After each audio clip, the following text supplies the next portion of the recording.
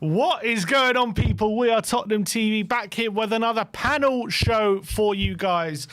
The end of the transfer window has been not a pleasant one for all Tottenham fans. It's not been a pleasant season, if we're all being honest. And to help us discuss what is currently the situation at Spurs, first we've got returning guest Stelios here with us. How are we doing, Stel? How are we feeling?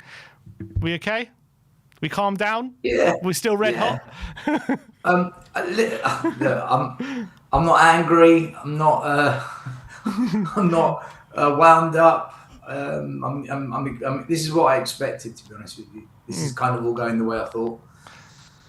It's sunny. It's not raining. So as long as the weather's good, we can focus on the sunshine, not so much. Yeah, you know what? It's not bad today, I have to say. It's pretty mild today, so that's something we got going for us. And for the first time on We Are Tottenham TV, first time we have Sarah from the stands on the panel show. Welcome to We Are Tottenham TV. Everyone in the comments, show Sarah some love. Welcome to the show, Sarah. How are you doing? Thanks. Yeah, not too bad. It's Spurs from the stands, so we can be Sarah from the stands. Oh, sorry, Spurs from the stands. Apologies. Same. But yeah, but we're all good. I guess we're just, trundling along, just navigating our way through this crazy transformation that's going on behind the scenes. So can't wait to get into it. And thanks for having me on. Our pleasure, Sarah.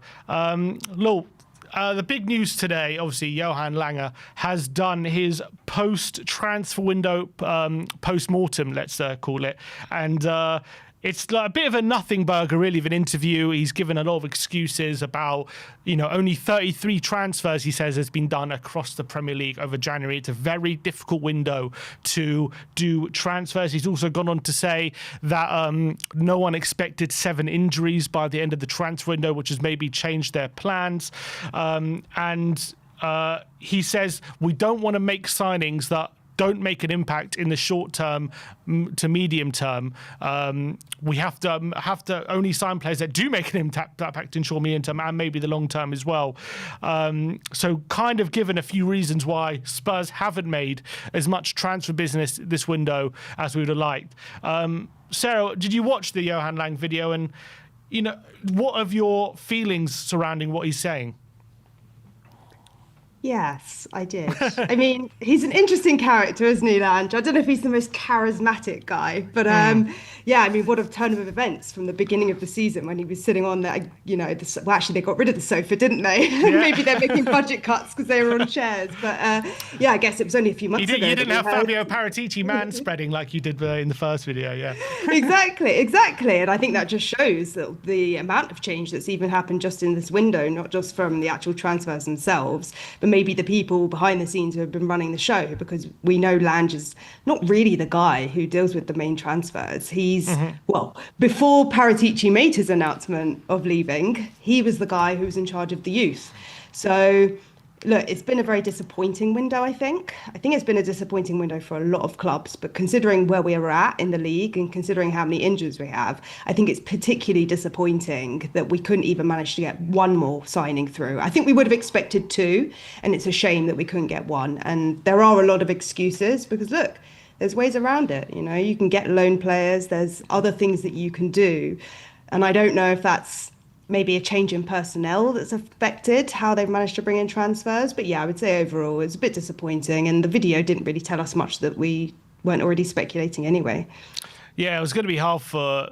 We're all expecting, waiting for this video, but then also kind of expected them Lange to say what he did say at the end of the day, isn't it? Like, we didn't really expect him to say anything different. And that's kind of the frustrating thing, where everyone was like at the end of the window, like, okay, let's hear them trying to explain this away. But at the end of the day, they're always going to try and make excuses. Stel, did you watch the video? Was there anything you took away from it? Yeah, I wish I could be as articulate and diplomatic as Sarah, but for me, it's an absolute abomination what they've done. I think it's disgusting, honestly. We were told by journalists £150 million war chest, so either the journalists are all a bunch of liars or the club are lying. Somebody's lying to us. I thought the person doing the interviews couldn't have been any more biased and unbalanced if he tried. He was so sympathetic to Lange in his questioning, zero sympathy towards the fan base. But it's run by the club still. What do you expect? It's obviously he's going to be giving him softballs. but yet the video they start by saying, "Oh, it's good doing these videos. It's good to let the fans know what's going on." No, it's not for the fans. You're doing it for yourselves. It was another ENIC PR machine at work. Sick to death of hearing this kind of rhetoric from the football club.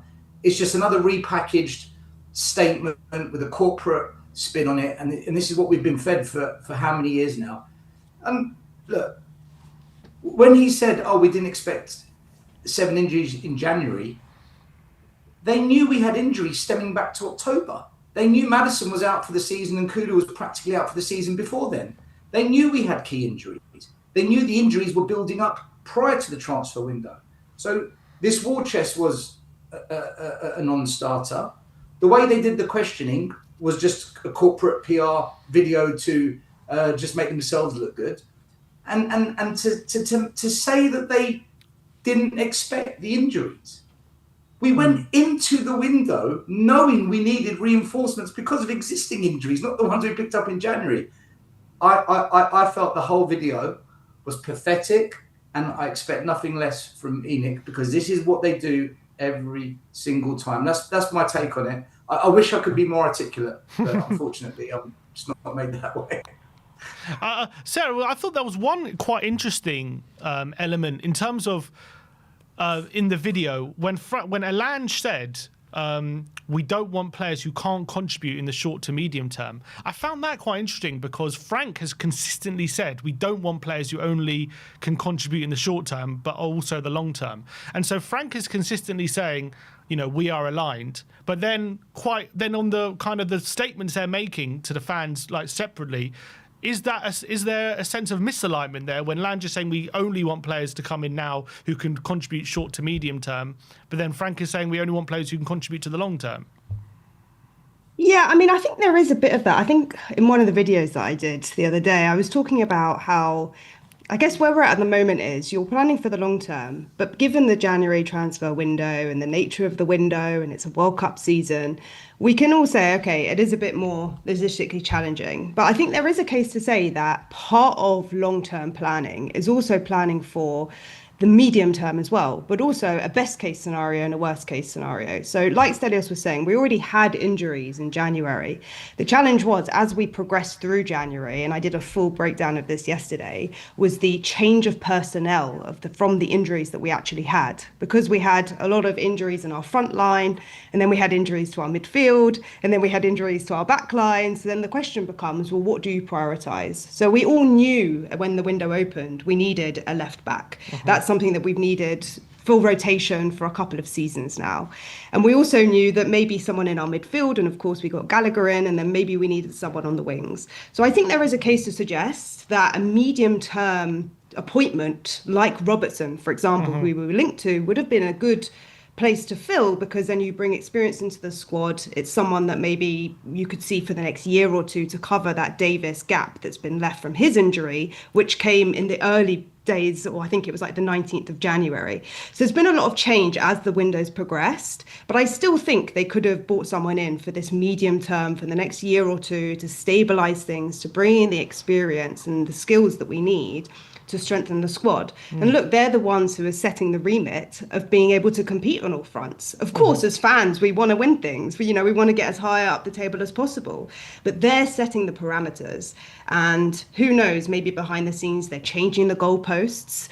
At some point, I think they went back on their decision about Frank. The uncertainty of what came about after that West Ham game made them shake a little bit. And I think that also might have affected their confidence in signing players. I also think it's complete incompetence as well, just to say. Like, I also think that, since Paratici's left, it's no coincidence that he left on the same day as Gallagher was brought in. He was the parting gift from Paratici. Yeah. There was no other signings after that point. So we've had no one at the helm. He's probably gone on gardening leave. And reality is we haven't had anyone. So I think Frank is very valid in what he's saying. Look, he's defending his position. And I think he's actually been very diplomatic in the way he's saying it, because he knows what the board is thinking. He knows I'm sure he's told them he needs players. I would be very surprised if Frank hasn't gone to, Lange and Paratici and Vinay and had conversations about needing players. It would seem strange. Stel, in a couple of times in this interview, he mentioned Tim, sorry, I need to jump off for 5 minutes. Sorry. 5 minutes? Yeah, it's all right. Yeah. Don't worry. we'll get you back on. We've got him already. He's gone. So I'll bring this to you then, Sarah. He said a couple of times in this interview the phrase stress purchases. They don't want to make any stress purchases given the injuries. He said if there were any players available this window who were good for us in the long term and also the short term, we were ready to go. We were ready to spend the money, but we didn't want to make any stress purchases. Is he kind of in a way kind of using the injury crisis in a sense as an excuse not to make signings because we don't want to panic, in a sense that if we didn't have the injuries, like would the purchase wouldn't be a stress purchase because we wouldn't be in desperate need, but because we are in desperate need, we don't want to panic buy as such. It is a tricky one. Look, you always need a squad. All right, the strength of the squad and the depth of the squad plays into the whole conversation about what transfers you're going to buy. And so it's a very sticky situation because we have in the past, traditionally, how Spurs have worked is we have worked in that last 24-hour period of transfer windows. It's no secret that Levy was the one who was getting all the deals over the line like an hour or two before the window closed. So, of course, he's no longer at the helm. And so it's a combination of things, I think. I think nothing works in isolation, right? One thing's going to have a domino effect on several other things. So I think it is tricky to say that you're going to make impulsive signings because look, we've done it in the past. We did it with Dragusin, we did it with Kinski, we did it with Danso, albeit Danso was a good signing. We got Ted on loan, we got Timo Werner. Like all of these names are people who came in like very last minutes and very stressful points of the transfer window, and look what happened to Timo Werner. Look at the backlash that Ted has received. So I think there is a case to say that if you bring in players that are rushed signings that don't fit what the vision is, whatever that vision is, and I'm sure we'll talk about that, that you do then get yourself in a position where you're spending money in a way that is not really investing in the squad for the future. It's more investing for the now. And is that a good long-term strategy? Of course, we're all impatient and we want to see it. We want to see the transfers now. We want to see the squad reinforced. But I do take that point on as much as, we would love to have seen signings. You do have to be a bit realistic that if you do sign someone, we would all be sitting here saying, why did we sign that player? They're mediocre. They're not going to do anything. Get rid of them. And then you're stuck with a player that maybe in a couple of years' time you're going to sell at a loss. So that's also not economically viable from the business perspective, which of course is what the business side's biggest concern is. So, we're looking at it from the pitch and they're looking at it from the business side. But either way you spin it, if you bring in someone who's mediocre, are you going to put them in the Champions League squad? You've got 2 spots left. Are they going to be better than Tell? Are they going to be better than who else is Dragusin? I think Dragusin, yeah. Yeah, Dragusin and Tell, are they going to be better or are you just going to do a like for like? In which case, well, you might as well keep what you've got and then go in the summer. But it's not ideal. I understand that. I think we definitely have been guilty of panic buying before, so I understand what he's saying. But I almost feel like he's using the fact that it would be panic buying because we have injuries as an excuse to say we don't want to kind of push the boat out right now in January with limited options because we have this injury crisis, and it would be panicking rather than in another scenario where what does the recruitment team and the scouting team do for 4 months when we've had all this time to look for players leading up to this big window, which is the first window post-Daniel Levy. Lange and Paratici were co-sporting directors, and they were saying how Frank has been saying how since October or September time they've been planning for this window, and yet we get rejected by Semenyo even before the window opened, and then we didn't have another option, it seemed, kind of for that left wing position. So I don't understand what the scouting or recruitment department have been doing for 4 months. If it was just what I could have told them we should go for Semenyo, it's not hard. Like, what are the surely the recruitment team are there to scour the Europe and the markets to see what kind of talent there is out there. Stel, welcome back to the show. Lange says if there was talent there that could help us now, we're ready to go. We're willing to spend the money. That's what he says. So he's implying there isn't that talent out there now or available. do you have any sympathy with that argument? Do you think there's always a player available? Or do you think sometimes there just isn't someone who can help right now? Well, we needed a left-sided attacker in the summer, and we didn't get one. And when we found out Solanke was injured, we needed someone else up top. So they're not prepared to use Mikey Moore, Dane Scarlett, or any academy player. They're not interested in the academy kids. So where's that player going to come from? It's all good and well saying, well, if the player's not available, then we're not going to panic buy. You're 14th, and if you don't pick up some positive results in the next 3 games, you could be in a relegation battle. We're not in one, but 14th is not acceptable. So what we're just going to linger in this kind of low mid-table position just because the recruitment team, who earn quite a lot of money, can't identify one single player in world football that can come to Spurs. I don't buy that.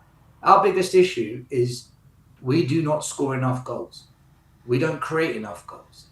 Okay, we might have a bit more creation at the moment because we seem to be a little bit more attacking, but you take Van der Ven and Romero, the centre-backs, out of the team, who's scoring the goals? They're 2 of our highest scorers. So now Solanke's back, there's an argument to say, okay, well, Solanke can do it. So the whole club is going to rest on Solanke's shoulders. It can't be like that. There are players out there that we could have approached that are better than what we've got. Mateta is better than Dane Scarlett. He's proven. Mitoma, Lookman, these are players that can come to Spurs and play in positions. But for the recruitment head to turn around and say, there's no one out there that meets the profile, then what is your profile? What is the criteria you're following? I find that hard to believe. They managed to find Timo Werner on loan last year. Not that I'm a big fan of his, but they found a player. We can't find a loan deal for a player. I just find it a very difficult thing to accept when they've had not 4 months. They've had since the summer. They knew we needed to address this issue since the summer. So, listen, they know how to cleverly word and put together a statement, a video, whatever it may be, to finesse and caress the fan base into believing what they say. This is what they do. They've been doing it for how many years, and they're doing it again. I don't buy a single word. If they really wanted to go and bring in a player that could help us now, they could have done it. Then there might be some players that say no, we don't want to play for Tottenham. You're rubbish. We're not playing for a team that might be in relegation. We're not playing for a team that Frank's the manager, or we're not playing for a team where certain players are there and I don't want to play with those players. I get that. We're going to get rejected, but not by every player in the world. Why couldn't we get Akalush? Why couldn't he come to us? Again, these are all players that apparently we can't get.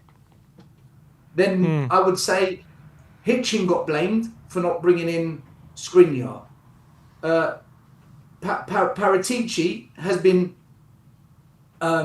less favoured than Lange, which is why Paratici's often was sticking with Lange. So if Lange is better than Hitchin and Lange is better than Paratici, he's not really proving much, is he? What's he proven to us as a fan base in terms of his work? So I don't buy it, Sim. Not for me. I think if they really wanted to do it, they could have done it. I do think maybe Frank has turned down a couple of players. I do think that's a possibility.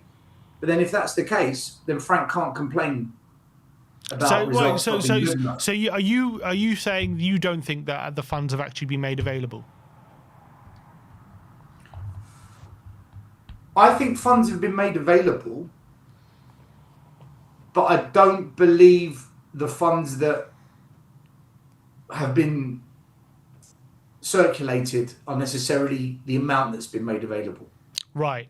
You think the budget's far smaller than the big numbers that have been publicised? It wasn't 150 million. Not a chance in hell. No, not a chance. The fact we had to sell Brennan Johnson before buying Gallagher tells you everything.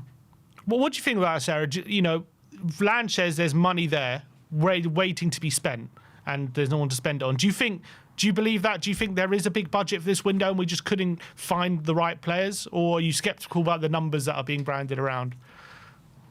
I think it's no secret that we know there was 100 million on the table. We know that we're in the top 8 of the Champions League, so we know that prize money's there. You know, we're aware of it. But the challenge is then how do you go and spend that money in a way which is building on the squad that you've already got? And I take Stell's point. I think it's completely valid because there are always players on the market. The question is, are they an upgrade on what we've already got?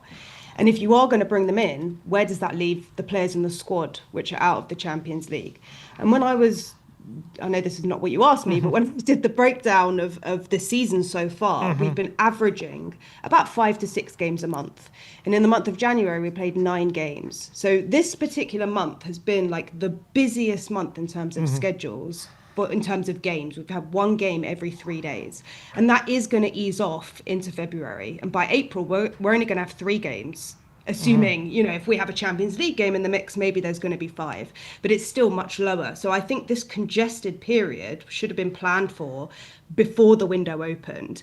And I'm skeptical about the budget that we were talking about because maybe if Paratici was still here, I think, in my opinion, he probably would have got someone over the line. It probably wouldn't have been someone that we want, but that was the beauty of having someone like Paratici or Daniel Levy at the helm, because last minute they had the ability to convince players. And maybe if they were still around, maybe Robertson would be sitting as a Spurs player. But the reality is that didn't transpire.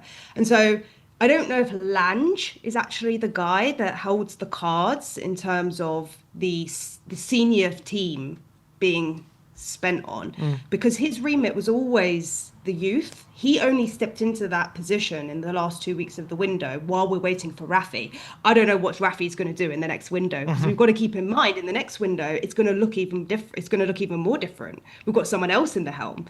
So actually, Lange's position is kind of uncertain.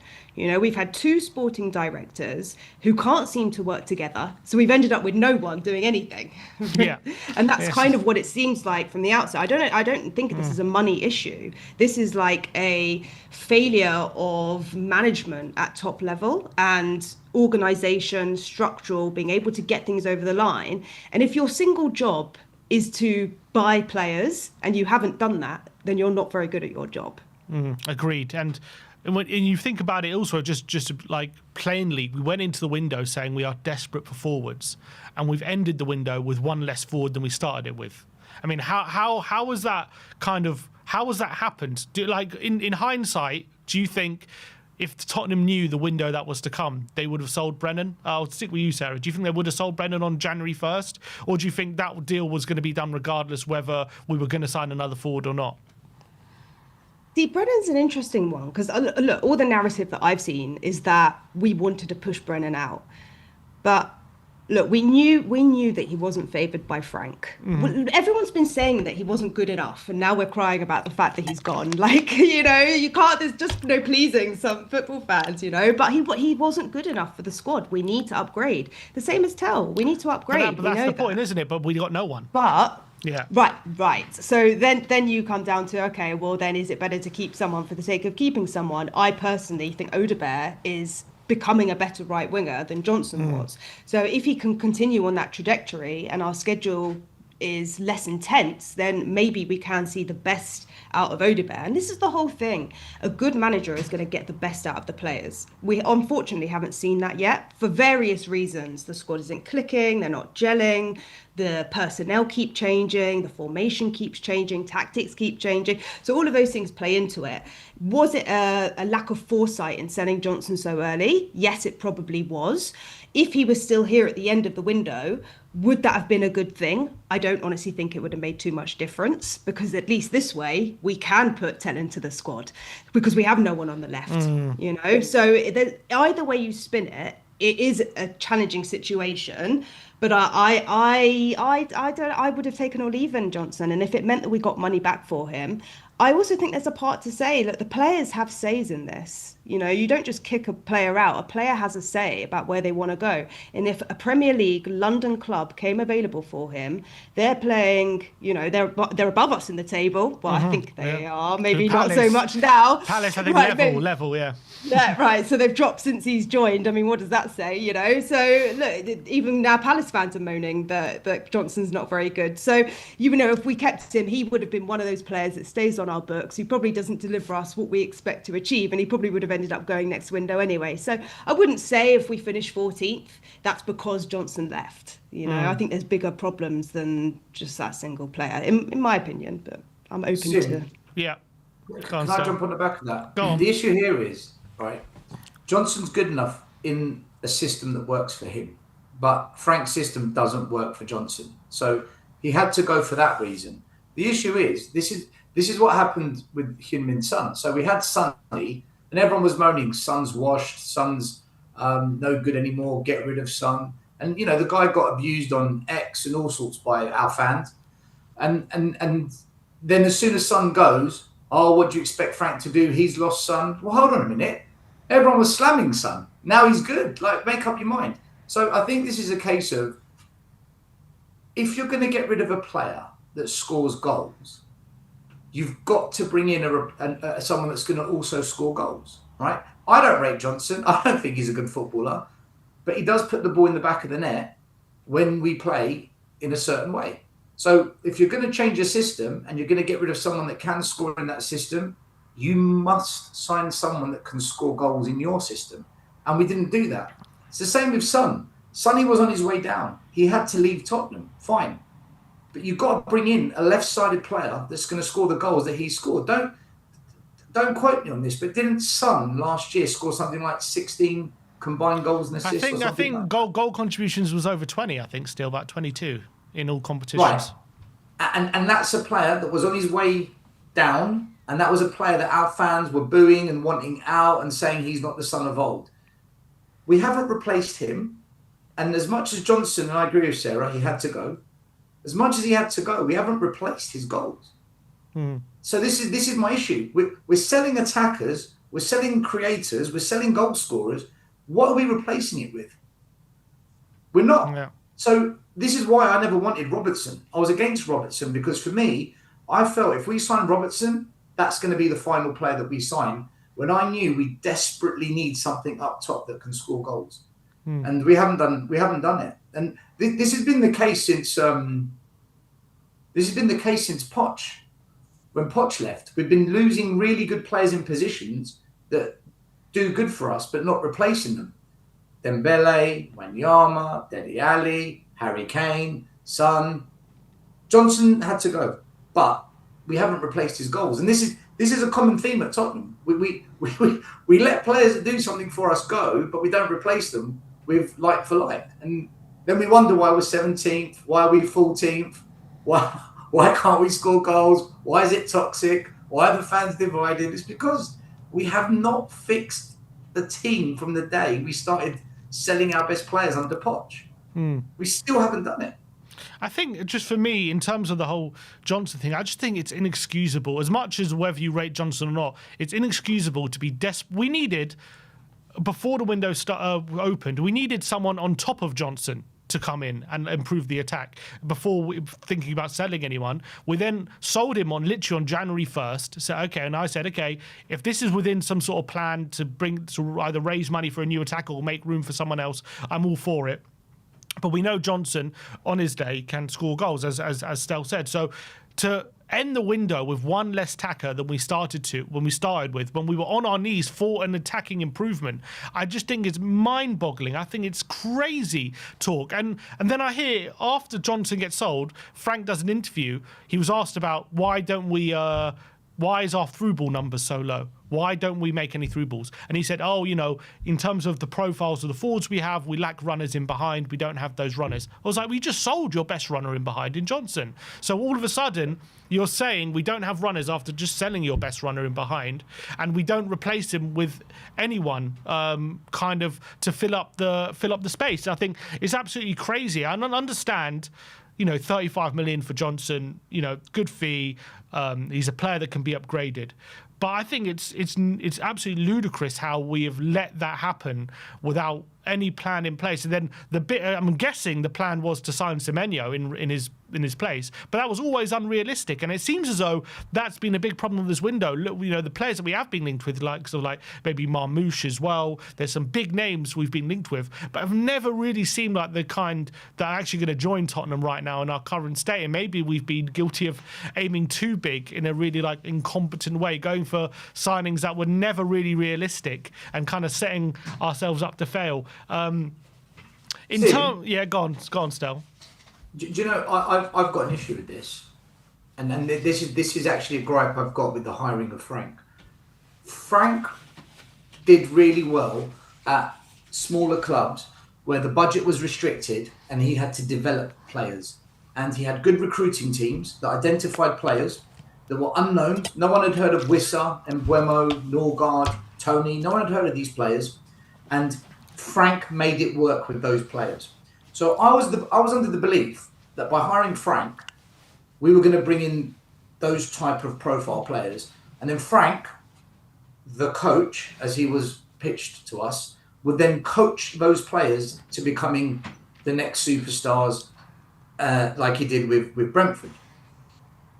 So all this conversation that I hear across all YouTube platforms and podcasts about going for Semenyo, going for Morgan Gibbs-White, going for Eze, like the finished, proven product. Why? That's not what Frank's renowned for. If we're going to do that, if we're going to go and sign the best in class or players that really are Prem proven, which I'm all for, by the way, then why not hire a manager that's proven to work with those type of players? Isn't that what Conte wanted, what Mourinho wanted? Isn't that what Pochettino earned the right to being given? For me, if you bring in Frank, you're not bringing him in to sign Eze, Akalush, Semenyo. You're bringing him in to actually sign Odeberts and Tells and players that are unknown that can be developed. So if we are going to back Frank with top players that we're struggling to attract, then doesn't it make sense to hire a manager that works with those players and is proven with those players? Because I thought Frank was a project manager that's going to develop a team, and then at the end of the process, let's try and sprinkle some stardust on it, which we failed to do for Poch. What do you guys? I'd like to know what you and Sarah think about that. Also, I think for me, we see how Brighton, we see how Bournemouth, we see how Brentford even operate in the transfer market. They don't need masses and masses of money to find good players who fit into systems that they kind of develop at their club, and they look at correct profiles. They either use data, they use scouting, they have unbelievable processes, so they can identify transfer targets for not masses and masses of money from maybe unfancied leagues, bring them into their club, and they fit in like a glove, and it's amazing. Now the problem is we don't have those processes in place, so I kind of feel like there's a lack of creativity within our scouting department or recruitment department, which leads us to thinking, okay, let's just go for Prem-proven players who we know can play in the Premier League and in a position that we need. And it's so uncreative. And I think that is the big problem. And also, but the problem is right now, to what you're saying, Stel, is we're not in the best place to attract those players in where we currently are. So, and now we don't have the creative solutions because those processes don't seem to be in place. But it's an interesting one from the fan base point of view, because obviously in the past we've criticised the club for always going for cheaper options and always going for, not the ready-made players. And now it seems as though we are only going for these like ready-made players. And maybe now we're crying out for, well, could we be a bit smarter? Could we find some value in the market somewhere where other clubs don't see it, like the clubs who are literally outperforming us at the moment with unlimited budgets? But my question is more around the appointment of the manager to suit the profile of the players we're signing. I agree with that as well. Surely, if you're going to sign Semenyo and these top players, you have Jurgen Klopp as your manager. You have. I'm sure they would love that. It's about that's the problem where we don't. What manager can we attract at the moment? Or maybe Ange could have been that guy, but who knows? Go on, Sarah. If I can jump on that point, because I think, as much as you can say it's the personnel of the manager, I also think it's the professionalism as being a professional footballer, right? If you're a professional footballer, and you're playing top flight football, then you can work under any manager, and you have to be adaptable in that. Look, Johnson's just gone to Palace and they've got rid of Glasner. Does that mean he's going to leave? Not necessarily. Players have to be adaptable, and I think players like Romero, for example, are showing his frustration now because he's been under so many managers. Sometimes it's not about the manager themselves, but it's about the longevity and the vision that the club has got and actually seeing it out to get those players on board so that they do perform their best. So I think it's partly the responsibility of the players as well to show themselves. We all talk about Tell. I can see in the chat people are saying, why is Frank not playing Tell? It's because he's not good enough. He hasn't shown us enough. And as much as it's down to the manager, I think it's also down to the players. They have a responsibility. I think also, just on a point that was mentioned before, that we don't score goals. I think we've scored about 35 goals this season. So we're actually 8th in the league for the number of goals that we've scored. So I don't think that is actually our biggest problem. We've conceded quite a lot of goals, but again, we've only conceded about 10th in the league, so we've conceded about 33 goals. So if you actually look at the bigger picture, West Ham, who we're all talking about, we might get relegated, they've got a goal difference of -19, and we've got a goal difference of +2. So when you actually look at it, I don't actually think it's the goal difference that's our biggest challenge. We lack creativity, we lack synergy. The players are still getting familiarising themselves and sticking to this system to make it work. And yes, we've seen a lack of open play goals and things like that, but so have Arsenal. It's also the nature of the league. But I think on the manager point, I think the creativity has been lost, and part of that is down to tactics, but the players also have to step up. They also have to step up. They have to show us that they're worthy of being in this squad as well. Bissouma, a lot of these players, they're not good enough, So yes, you need to replace players, but also you need to think about the long term. And maybe the board aren't convinced by Frank, and maybe they haven't been forthright in their decision making, which shows a lack of confidence and a lack of ability from their part. Because if you're going to say, well, Frank's going to be the manager for the next 3 years, well, then this window's irrelevant in the bigger picture of things. The challenge is that now we're thinking, well, is he going to see the summer out? And then that becomes, well, how do you get them players through the door then if they're not going to see the long-term project? There's a reason why Frank is one of the most highest paid managers in the Premier League. He's on 18 million. There's a reason why, there's a reason why managers don't want to come here any more than the players do. So, at some point, something's got to give. And I think that goes both for the manager, but also the players need a shared responsibility in that as well. Sarah, I disagree about this. Players have to adapt. Some players aren't adaptable. Harry Kane has Romero clearly isn't. Well, some players aren't, and that's the reality of it. Harry Kane, he can play in multiple systems, different managers, club, country, and he'll deliver because he's a very versatile football player. When Harry Winks first burst on the scene for Spurs, he played as an attacking mid. He was quite good. He got called up for England. As soon as we pushed him into that number 6 role, he was a disaster, an absolute catastrophe. So some players, they can play in multiple positions because that's how they went through the academy system and through the early phase of going from academy to first team. Other players can't do it. They've got to be played in their position. And I think where some players, we dismiss them quickly at Spurs, it's not because they're just crap. It's because they're not played to the best of their ability. I've said this about Xavi Simons all season long. We're not going to see a good Xavi Simons unless we're on the front foot and unless we have an additional player hovering around that number 10 to support him, because that's how he played at Leipzig. If you want to adapt to the player, you've got to do it when they're young so they can do it when they're older. Trying to adapt them as they're older is much harder. Yeah. So, But then you have got some players in the squad who are adaptable. So like Muani, he can supposedly play left wing and up top, but he's not very good at it. But then you've got someone like Tell, who's a left winger, who's also a striker, but really he's more of a left winger. And so if you're going to upgrade on someone like Tell, ideally you want someone who can play left wing, right wing, midfield, because this is what Andrew was saying last year. If you want to compete across all fronts, you need a squad that's versatile and adaptable. So I agree with what you're saying, Stel. Like, you need to reinforce positions with players who can be that sort of player who can play in multiple positions.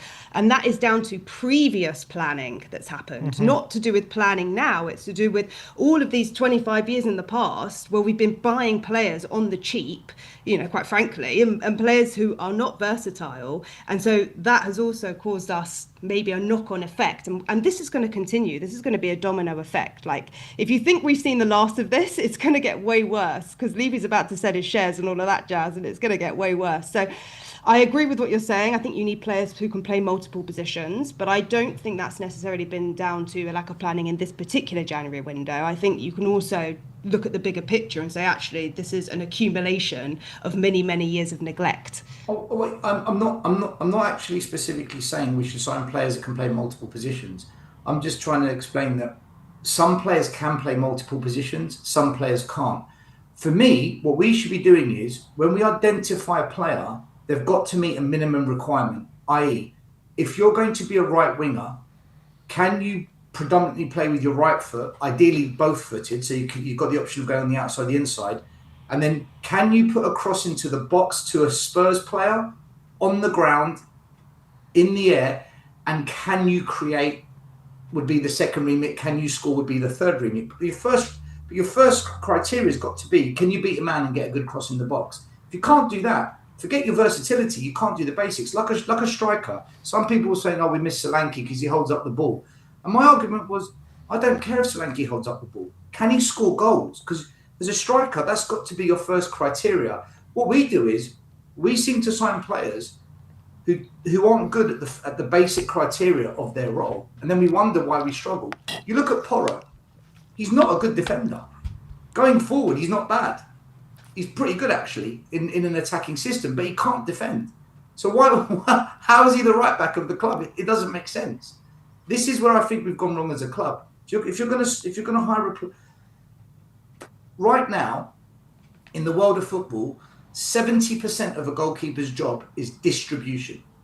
That is the main job of a goalie nowadays, is distribution. 70% of their role. We've signed a goalie that's really poor at distributing the ball. He's a brilliant shot stopper, not good in his area, doesn't command the box, but his distribution is woeful. That should be the number one priority of any goalie you sign if you want to be that modern day football team. So I just don't know what our scouts and our recruitment team look at when they sign half the players. I think our biggest problem for me is not necessarily signing players with the wrong attributes. I think that is a big problem, actually, but I think it's the squad planning. I think it's signing the players with the right profiles for the team, for the football you're trying to play. I think it's always been a complete mishmash at this club, always signing players who, like Conor Gallagher is a perfect example. We have about 5 box-to-box number 8s in our team right now. And the one signing we made this window is another box-to-box number 8. I think it's the squad planning is absolutely diabolical. You look at Aston Villa, you look at their midfield setup. They've got Kamara, who's like a number 6, but he's really good technically. You've got Onana, who's a complete destroyer. You've got Tielemans, who's a playmaker. You've got McGinn, who's like a workhorse but versatile, can play across the midfield. They've got a really lovely balance of midfielders. We've got Sarr, Bergvall, Gallagher, Bentancur, Paulinho, who all at their best probably function very similarly, if I'm being completely honest. I think all of them, I know Bentancur and Paulinho have been playing as number 6s for us, but I actually think they're probably more number 8s than 6s, if I'm being completely honest. I don't think they are 6s. And I think we have the other 3 players are all number 8s. And I think the squad planning is horrendous. We've had no backup left back for about 3 years now. Like, that's never been addressed. We have wingers who are not very, like, a lot of our wingers are not very good. Like, we have no kind of starting winger who's well, I guess we brought in Kudus, that's been good, but we've neglected that left wing spot for a while. Even though Son has been on the decline for a few years, there's no succession plan for him. We haven't been thinking ahead when it comes to that squad planning. I think the squad planning, and I think that falls on Johan Lange's door, or whoever, or the sporting director's door, in terms of getting the right profiles that fit the way you want to play and the squad that you need, instead of just bringing in players, even if it's the right position necessarily, it's the way you want to play and getting the right fit for it. And I think we've done a horrific job at doing that, like for many, many years. I think that's always been wrong. You're absolutely spot on, because, by the way, when Sarah said that this is going to keep happening for years, I totally agree with Sarah on that. I think she's totally right in that. It is going to keep happening, unfortunately. What you just described, Sim, is the consequence of not having a succession plan to each manager that plays a similar style or a similar way. We've gone from Pochettino's wonderful free-flowing football team to a very pragmatic defensive low block manager to a transitional manager in Conte who was a bit more cautious defensively, to a manager that was all-out attack, complete negligence of defending, to a manager now that is confused in his own situation as to what he should be playing. And if you're a player and you've been signed to play for that manager, and then the next manager comes in and says, no, we're going to be completely different, not even close to what you were used to, you're now asking all these players that were signed for a different manager to be able to adapt completely in their way. A slight adaptation, a slight tweak, cool. And that kind of, I think every Spurs fan knows that, though. I think every Spurs fan will say there's no continuity with our managers. And if Frank goes in the summer, if he goes, I guarantee you we're going to sign a more attacking manager and not a more defensive. I guarantee that's what's going to happen. Yeah, absolutely. I sort of heard Sarah mention Romero a few times this stream. I want to talk about his Instagram post that he made post the... Which one? Which one? Yeah, exactly. All of them, I guess, one by one. He obviously he released an Instagram post an hour after the deadline closed saying that, it's basically mentioning that, big up to the teammates, but we have 11 fit players and it's true and disgraceful. We use the word disgraceful, apparently. Apparently, some people are saying, is that a translation error? But he hasn't corrected it, so I'm going to go with the word disgraceful. That followed on by rumours yesterday from a very reliable Argentinian journalist who I believe Romero seems to leak news to, that he wants to leave, or he's set to leave in the summer with interest coming from other leagues. That post, by the way, on Instagram was liked by quite a few of the members of the first team. Even Conor Gallagher, who's only been here a few weeks, is already on board with Enoch out, apparently. What are your feelings on him posting? First of all, him posting as regularly as he do, the message he sends out. Is he the right messenger? The look at it that it is for the club, that when he does it, do you agree with it? What were your thoughts on it, Sarah? It's a funny one, isn't it? It's a funny one because from what we understand, from the player's perspective, he has become the mouthpiece for the players in the dressing room. And it's almost as if what I'm reading this as is that he's got nothing to lose. He's got nothing to lose, and so he can say what he wants. And I think that might have come about because when he renewed his contract, he was probably given promises. You're going to be captain, we're going to reinforce, we're going to strengthen the squad. And he's frustrated. He hasn't seen that. He's frustrated for his teammates. And the irony being that those guys are the guys who have been signed, who are playing for the club. So there is a certain irony in that. You're almost implying that your fellow colleagues aren't good enough to do their jobs either. So on the one hand, you've got, I get it, and I think it's good because he's showing fans that he's fully coys. He gets it. He's Spurs. He understands it. He can see the frustrations. He was one of those players who was commending Ange after he got sacked. He's been here, 5 seasons now? Four out of those 5 seasons, he's missed Christmas games. He's missed Christmas Day. I don't know. Maybe that's a coincidence, but something seems a bit fishy to me. That didn't even know that. Well, I didn't know that. Every season, coincidentally, he manages to get suspended or get a red card, or get magically ill around that time. And look, there might be some coincidence to it. There might be something strange. He's clearly coy. He's clearly coming out. But ultimately, the reason why he's doing it is because he's got nothing to lose. Because if the board throw him under the bus and they say, look, you're damaging our PR, reputation, you need to get out of the club, he'll say, no problem. Get me out my contract then. If you want me out, buy me out my contract, let me go. And so he's got leverage and he's showing that. And I also think there has been something to him having these suspensions. He scored 3 times this month and an assist, and he is proving his point. And I also think that Frank is making him the main man. Frank is making him the hero in this story because they've been practicing set pieces, and they've been making him the target man. They've been channeling that frustration and that anger onto the pitch. And you can see the players sort of rallying around Romero a little bit. So I think it's got this positive effect in the sense that, he's putting pressure on the board and showing his position. The downside of that, and there's always a flip side to these things, is that it does cause disruption behind the scenes within the dressing room if players are unhappy, if they're unsettled. And I think that's part of maybe why we're also seeing this sort of mistakes happening on the pitch, and the fact that they're not gelling. Maybe there's something going on as well, sort of in the dressing room, because they're unsettled as well. But look, he's always going to speak out. He doesn't care. He's got nothing to lose. The guy's going to leave. And look, it's no coincidence that last night we heard that he was leaving this summer. I mean, come on, it doesn't matter who planted that piece of news. Romero don't care. What does he care? The clubs will be in for Romero. He will not have a problem getting signed by any other club. Do you think, Stel, is it a coincidence we start hearing reports from a reliable Argentinian journalist yesterday that he wants to leave in the summer? Do you think that's Romero putting even more pressure on the board after his statement? Or is it just maybe a convenient timing from the journalist to maybe try and get ahead of the story? What do you think was the cause of it? Do you think Romero leaked something?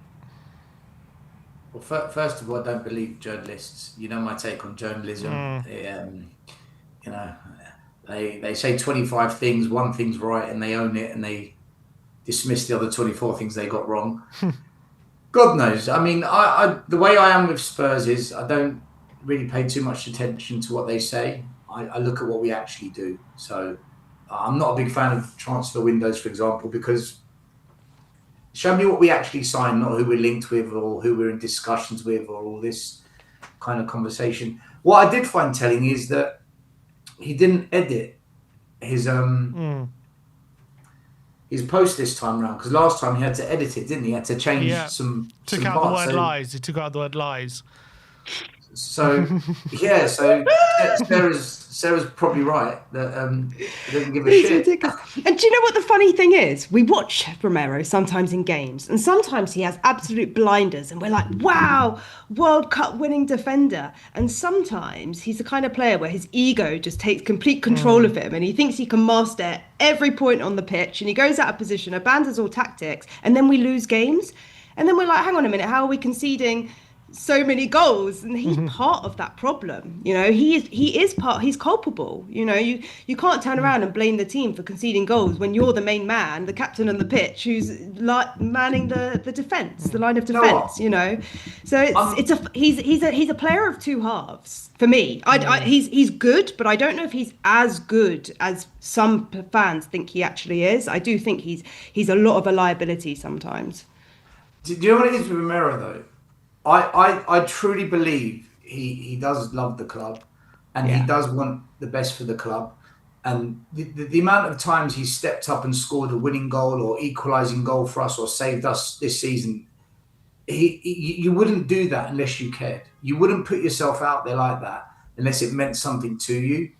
I just feel he's going through what Harry Kane went through, where Harry Kane, he didn't want to leave Tottenham. He had an affinity with the club and it meant something to him. But in the end, Kane said, I can't do this anymore. And I think Romero has just got to that point, like Harry Kane did, where it's just that, get me out of here. You guys don't get it. Carry on doing what you're doing, but I feel I can do better by leaving Tottenham. I wish I could stay here and do good with you, but you don't have the same ambition as what I have. And I remember when Harry Kane left the club, fans were saying, if he wants to go, let him go. And I couldn't believe we were thinking like that. We should have fought tooth and nail to keep him. And then when Harry Kane goes, 6 months later, everyone's saying, oh, look at all those goals Harry Kane's scoring. Oh, my God, look how good he is. Why? Oh, my God, we miss him. And I think people aren't going to realise what Romero does for us until he's gone. But I do agree with you. He does have bozo moments in him where you think, mate, that's your fault. We lost today. Like, you have cost us. That comes with the package. That's Romero. But I think he does care about the club a lot. And I think that cup final in Bilbao, he won man of the match that day. He was never losing that game. Never. He wanted it. Yeah, he's a big game player. He's a big game player. But we then you need don't those show up players. against Burnley. You don't show up. Well, he wasn't playing West Ham, but was he playing He West Ham? scored- he Villa. scored- He scored. Yeah, he scored. So, yeah, that's true.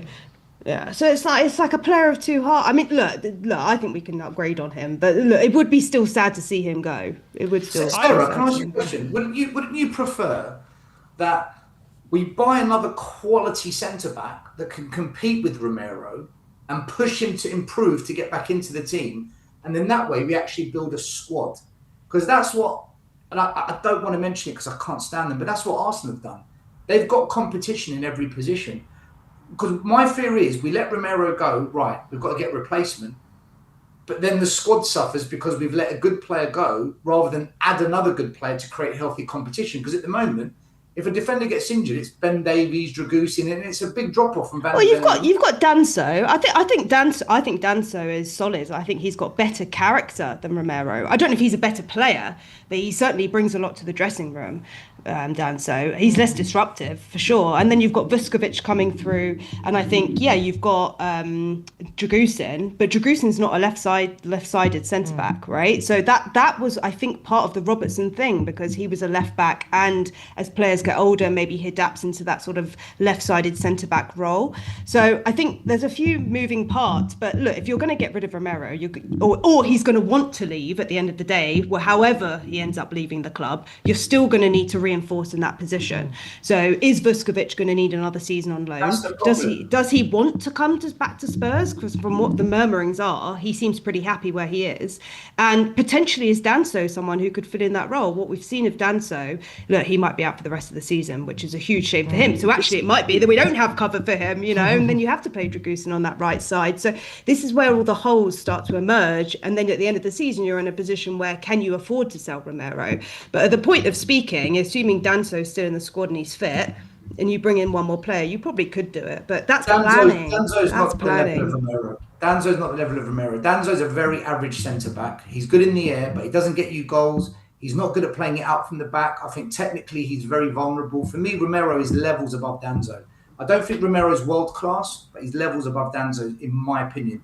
I would rather we keep Romero, keep Van de Ven, and add another top centre-back to compete with Romero or compete with Van de Ven and create healthy competition. Because, I can't remember a time when Spurs have had 16 to 18 players that could all slot in comfortably without a dip in performance on the pitch. I've never known Tottenham under this ownership to have 18 players where you say, oh, it's okay that Van de Ven's injured because this guy comes in. Oh, don't worry, it's all right that our striker's injured because this guy comes in. Or, oh, it's all right if the right back's out because this guy comes in. If you lose Romero, it's a continuation of that problem, in my view. Yeah. I don't think the question is if we're going to lose Romero. I think the question is when we're going to lose Romero. And people are saying in the comments, Danso is not as good as Romero. I agree with that. But the reality is he's not going to want to stick around, the same as Van de Ven. There's a reason why he hasn't renewed his contract. So if that is the case, then you need to be long-sighted. And if you're saying Danso is not good enough, then you need a better centre-back. And this is what I'm saying, is Vuskovic the guy to fill that hole for our future? Is Danso enough for the now, and then you bring Vuskovic in, or does he need a season out, or do you bring in someone else completely?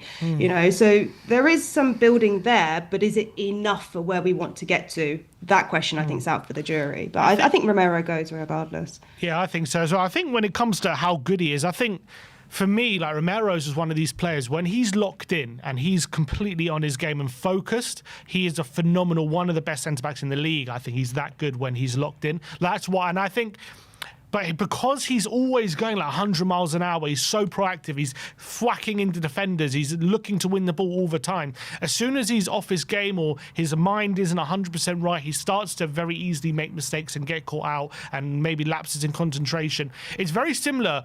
I remember when Mourinho was talking about Paul Pogba, he said in his ability and his the player he is, he's one of the best in the world, but he can't seem to sustain it over a long season. And that he said that's why why, Pogba went to the World Cup. He said, I wouldn't be surprised if Pogba goes to the World Cup and is player of the tournament, because he's going to be in a World Cup camp, like locked away, just focusing on the game for 1 month, and he can probably sustain his performance to a very, very high level for that 1 month. And Pogba went on to win the World Cup. I think that's what we see is similar with Romero. I think when Romero goes away on international duty and for these international tournaments, he's got no distractions. He's not thinking about ENIC. He's not thinking about anything else. He's not thinking about the manager. He's got, I'm proud of my playing for my country. I've got good players around me. I'm completely locked in for a whole month. And we see him put phenomenal performance after phenomenal performance. I think he's won every international tournament he's played in for Argentina. He's incredible for them. When it comes to Tottenham, you've got all these distractions. We're not competing in the level we should be competing as a club. We've got different managers.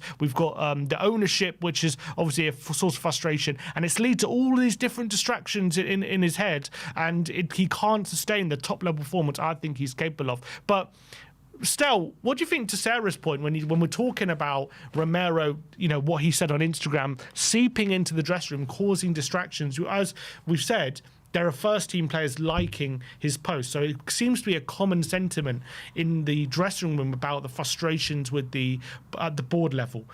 So how do you, but as like a fan, if there is stuff seeping into the dressing room and causing either unrest or causing a distraction, maybe leading to a dip in results, I don't know if you can blame it on that specifically, but if that is part of it, like us as fans, obviously, we expect the players being paid very well to try 100% and give their all and not be focused on winning and putting in performance for the manager and whatever. If they're being distracted by their frustrations about the board, as much as we're frustrated for the board, should that be understandable from a fan point of view? Because at the end of the day, we go to football to watch our team do as best as they can. So how can we reconcile those two things, understanding his frustrations, but also not wanting it to affect the dressing room in that sense? So I think this divides fans. I think you're either going to sit in the camp of, well done, Romero, love it, you're one of us, or you're going to be very unprofessional, what are you doing? You should do that behind closed doors. I think you're going to sit in one of those two camps. I sit in the camp of, well done, Romero. If there's problems in the club, which we all as fans can see, and it's not being addressed, I want someone to whistleblow it. I want someone to come out and say, there's a problem here. They're not what they say they are. There's something wrong. I'm calling it out. I want someone to do it, right? Others might say that makes it worse. That creates a toxic atmosphere. It makes us a circus. Sorry, Spurs fans, but we are a circus. We're an absolute joke. We're 14th in the league. We crashed out the Carabao Cup and the FA Cup. We're not going to win a trophy this year, I don't think. And as much as we are being a little bit more attacking in the last 4 or 5 games, we're not winning games. We're not winning games. There's a problem at this club. That window just now, there's not one Spurs fan that's happy with that transfer window. The fact that Lange had to come out and make a video is to address that they know the fans aren't happy. So how do we fix the club? How do we, as a fan base, get some kind of change or a level of respect back to our football club unless someone makes a move? Someone's got to do something. We've tried with the protests, they're not working. Fans don't want to protest. If a player's prepared to speak up and make it a conversation, which he has, every YouTube channel is now talking about it. Sky Sports, TalkSport, TNT, Peacock, they're all now talking about Romero's comments. That's the whole point, isn't it? But the point I'm trying to make to you, Stel, the point I'm trying to make is if Romero, he's clearly talking on maybe behalf of a lot of the players, and as Sarah said, maybe he's talking with an effect of having nothing to lose. But if his attitude towards the hierarchy, which we understand, is causing disillusionment from the players towards the club, how do we reconcile that when we're expecting these players to give their all to this football club to try and get results? But if they're disillusioned with how things are run at the very top, is there a fear that is going to cause the players to be distracted, put it that way? No, because it's down to the individual. I'm not going to feel a certain way just because you said it. I'm going to make up my own mind. At the end of the day, they're individuals. No, Okay, but they're liking the comment. They seem to agree, right? They seem to agree with what Romero's saying. Well, if they agree with what he's saying, it's because what he's saying is true in their eyes. So behind the scenes, it's already a problem. Behind the scenes, it's already a conversation. All Romero's doing is putting it out there and saying, yeah, we acknowledge you fans, there's a problem. I think, look, I get where you're going with it. Is it disruptive? Is it gonna unstabilize us on the pitch by doing this? I go back to what I said to him. We're already a mess. That first half against Man City was absolutely atrocious. It's horrendous. Second half, we look fantastic, right? So this is what we are now. We're 1 minute we blow hot, next minute we blow cold. But at the end of the day, we're 14th in the league on a season where we finished 17th previously, and that was unacceptable in the eyes of the fans. They wanted the manager gone, and the players were a problem, and the owners were a problem. And here we go again. It's another similar season. Someone has to stand up to it. Someone has to publicly call it out. Otherwise, you're accepting it. Antonio Conte sat in front of the media for 10 minutes and gave the most honest, truthful, public explanation of Tottenham Hotspur. 3 years later, how right is he? He continues to be proven right with every season that goes on. All Romero's doing is doubling down on what Conte said. That's all he's doing. And yeah, maybe he is engineering a move out. Maybe Romero's doing it as well so that he does get that exit. But you know what? If he wants out for a reason. It's because he doesn't believe this club is going to give him what he wants. Just like Harry Kane did, Berbatov, Modric, Carrick. I could go on and on and on and on. At the end of the day, if managers don't call it out, if players don't call it out, when a fan's going to wake up and say, guys, we've got an issue in this club, we've got to do something. You can't go on like this. So will it disrupt the team? I think the team's already disrupted. We're 14th.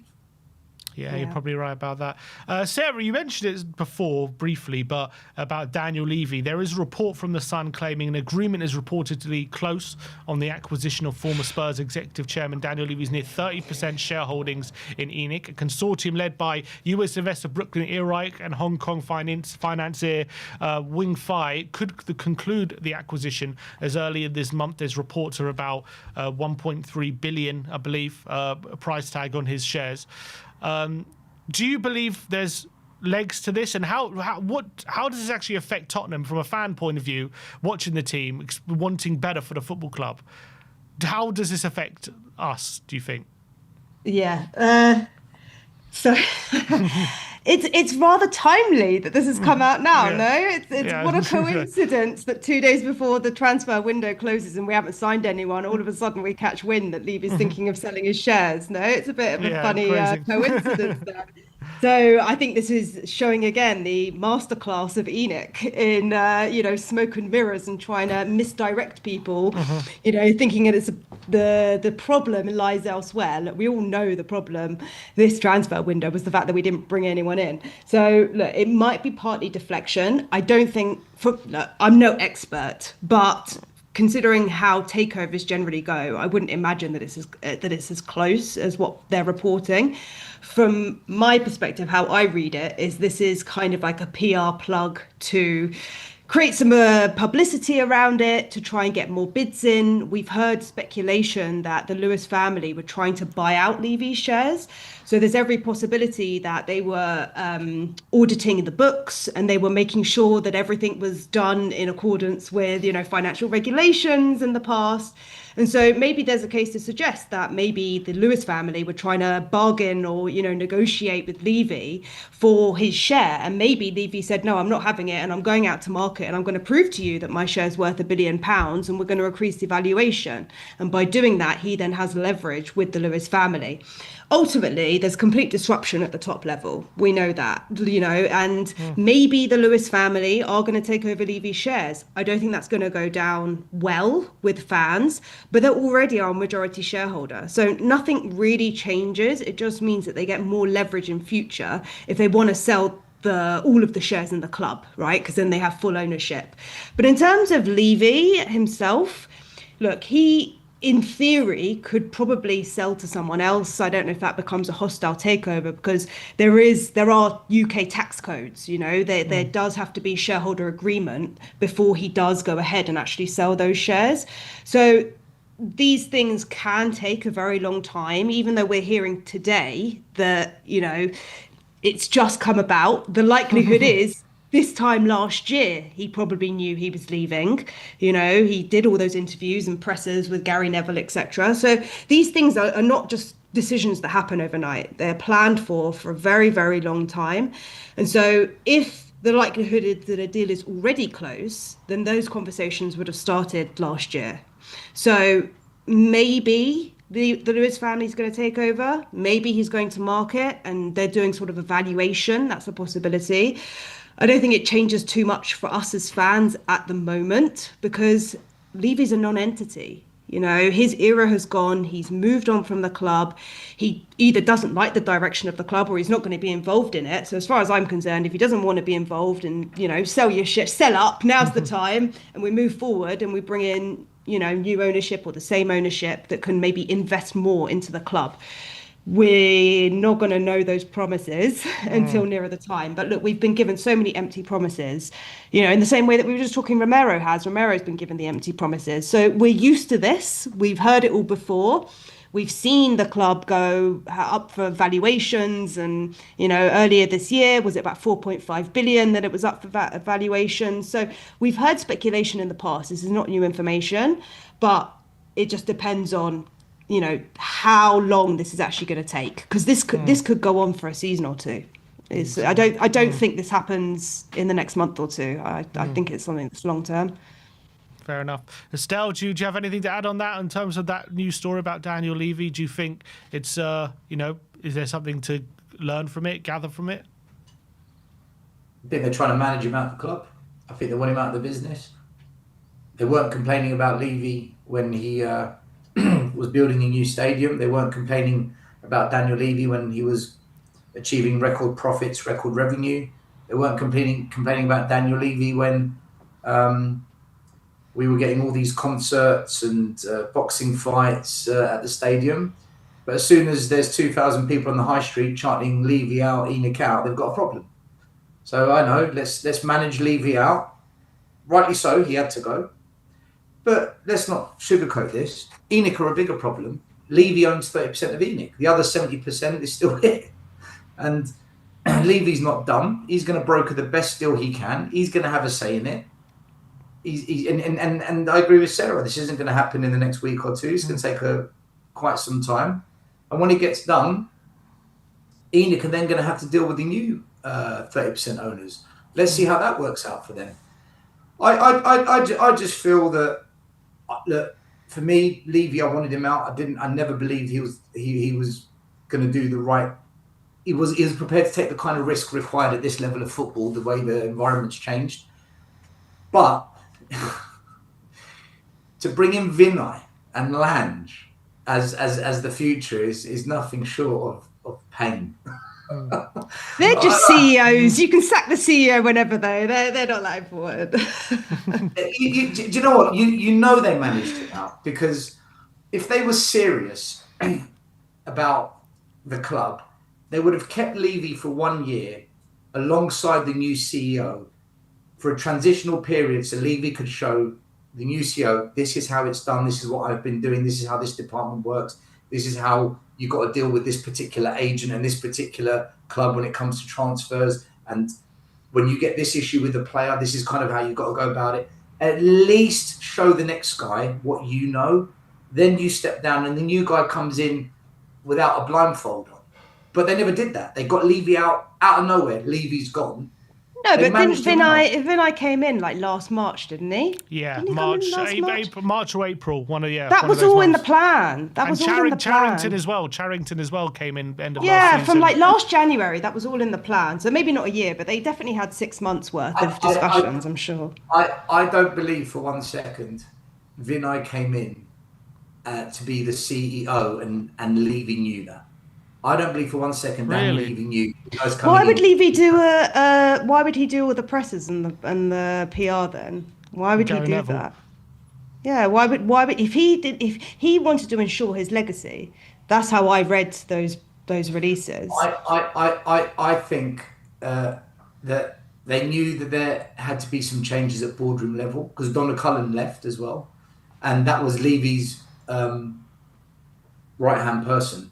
So as soon as Donna left, Levy knew that he was in trouble. But I don't think Levy knew that he was going to be managed out or he was going to be stepping down back in March. I don't think that was the case. I think it happened quite quickly over the summer. I think Enoch knew, the Lewis family knew. I don't think Levy was fully aware.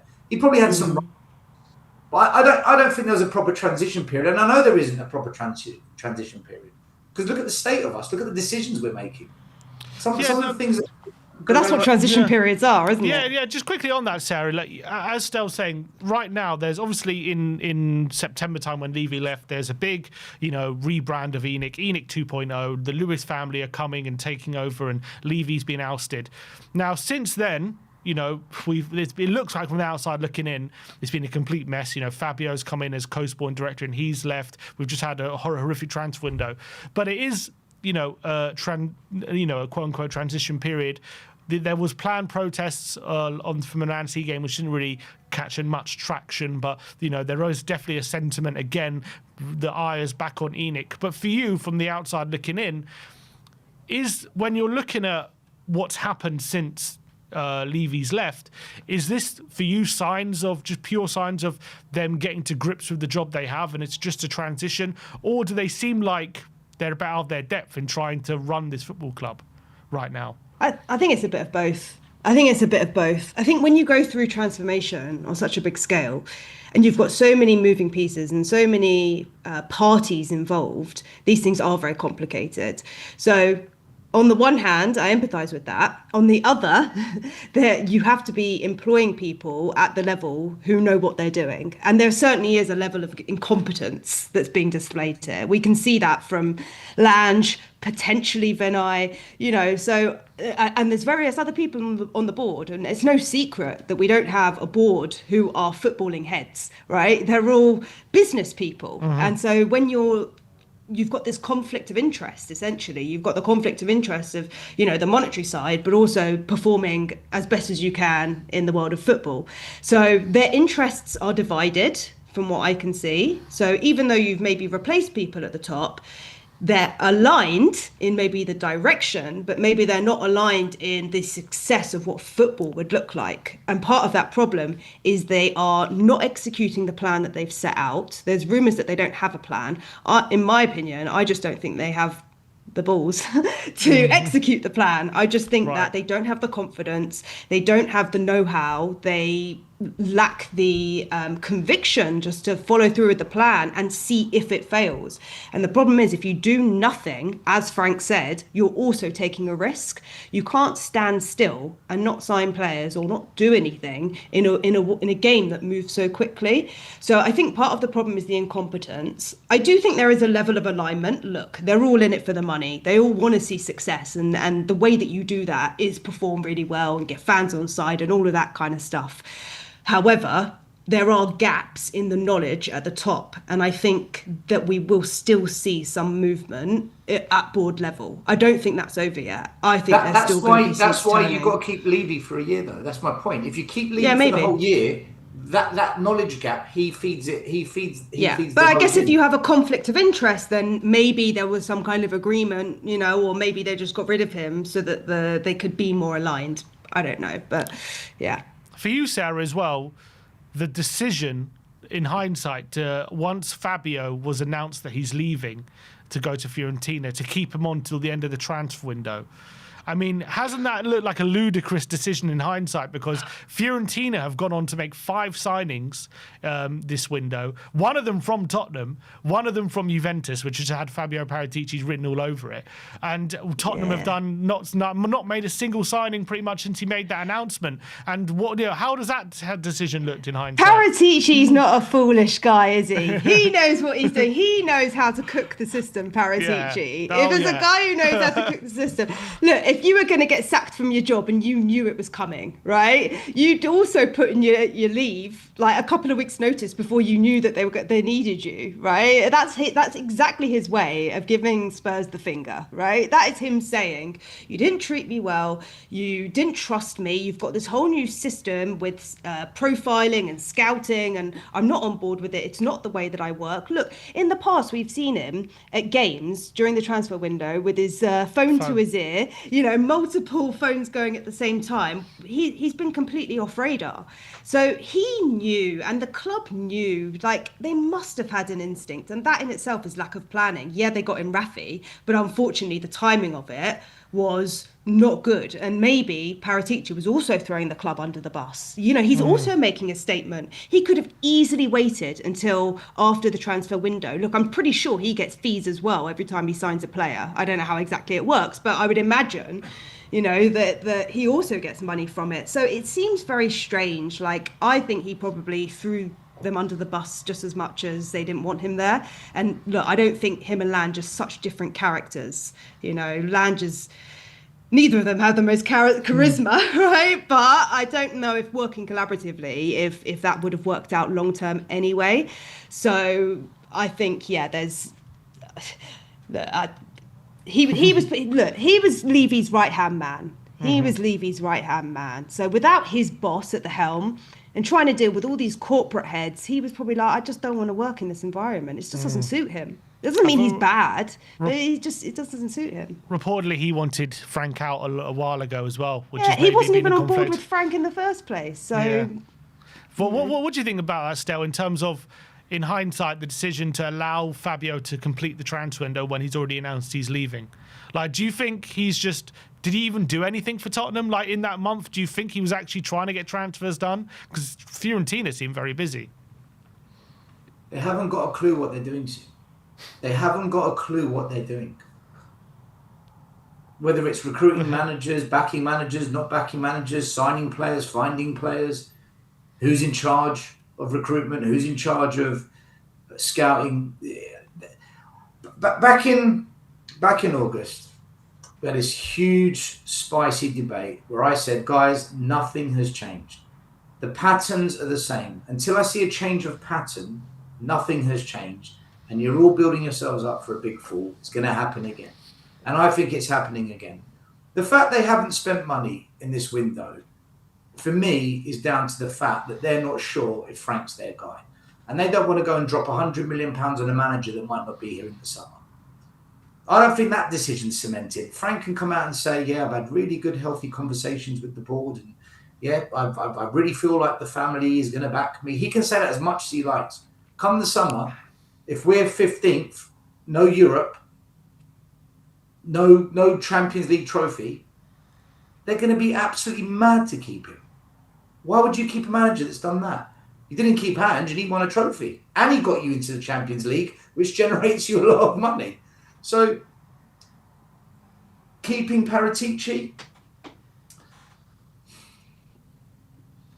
the one thing about Paratici is he's far more experienced than Lange when it comes to dealing with clubs and identifying players. I don't think Paratici is particularly amazing, by the way, but the stupid thing is, if they've picked Lange over Paratici, then they've just binned away 3 years of work that Paratici's done to restructure the academy. But I think Fabio decided he's leaving, didn't he?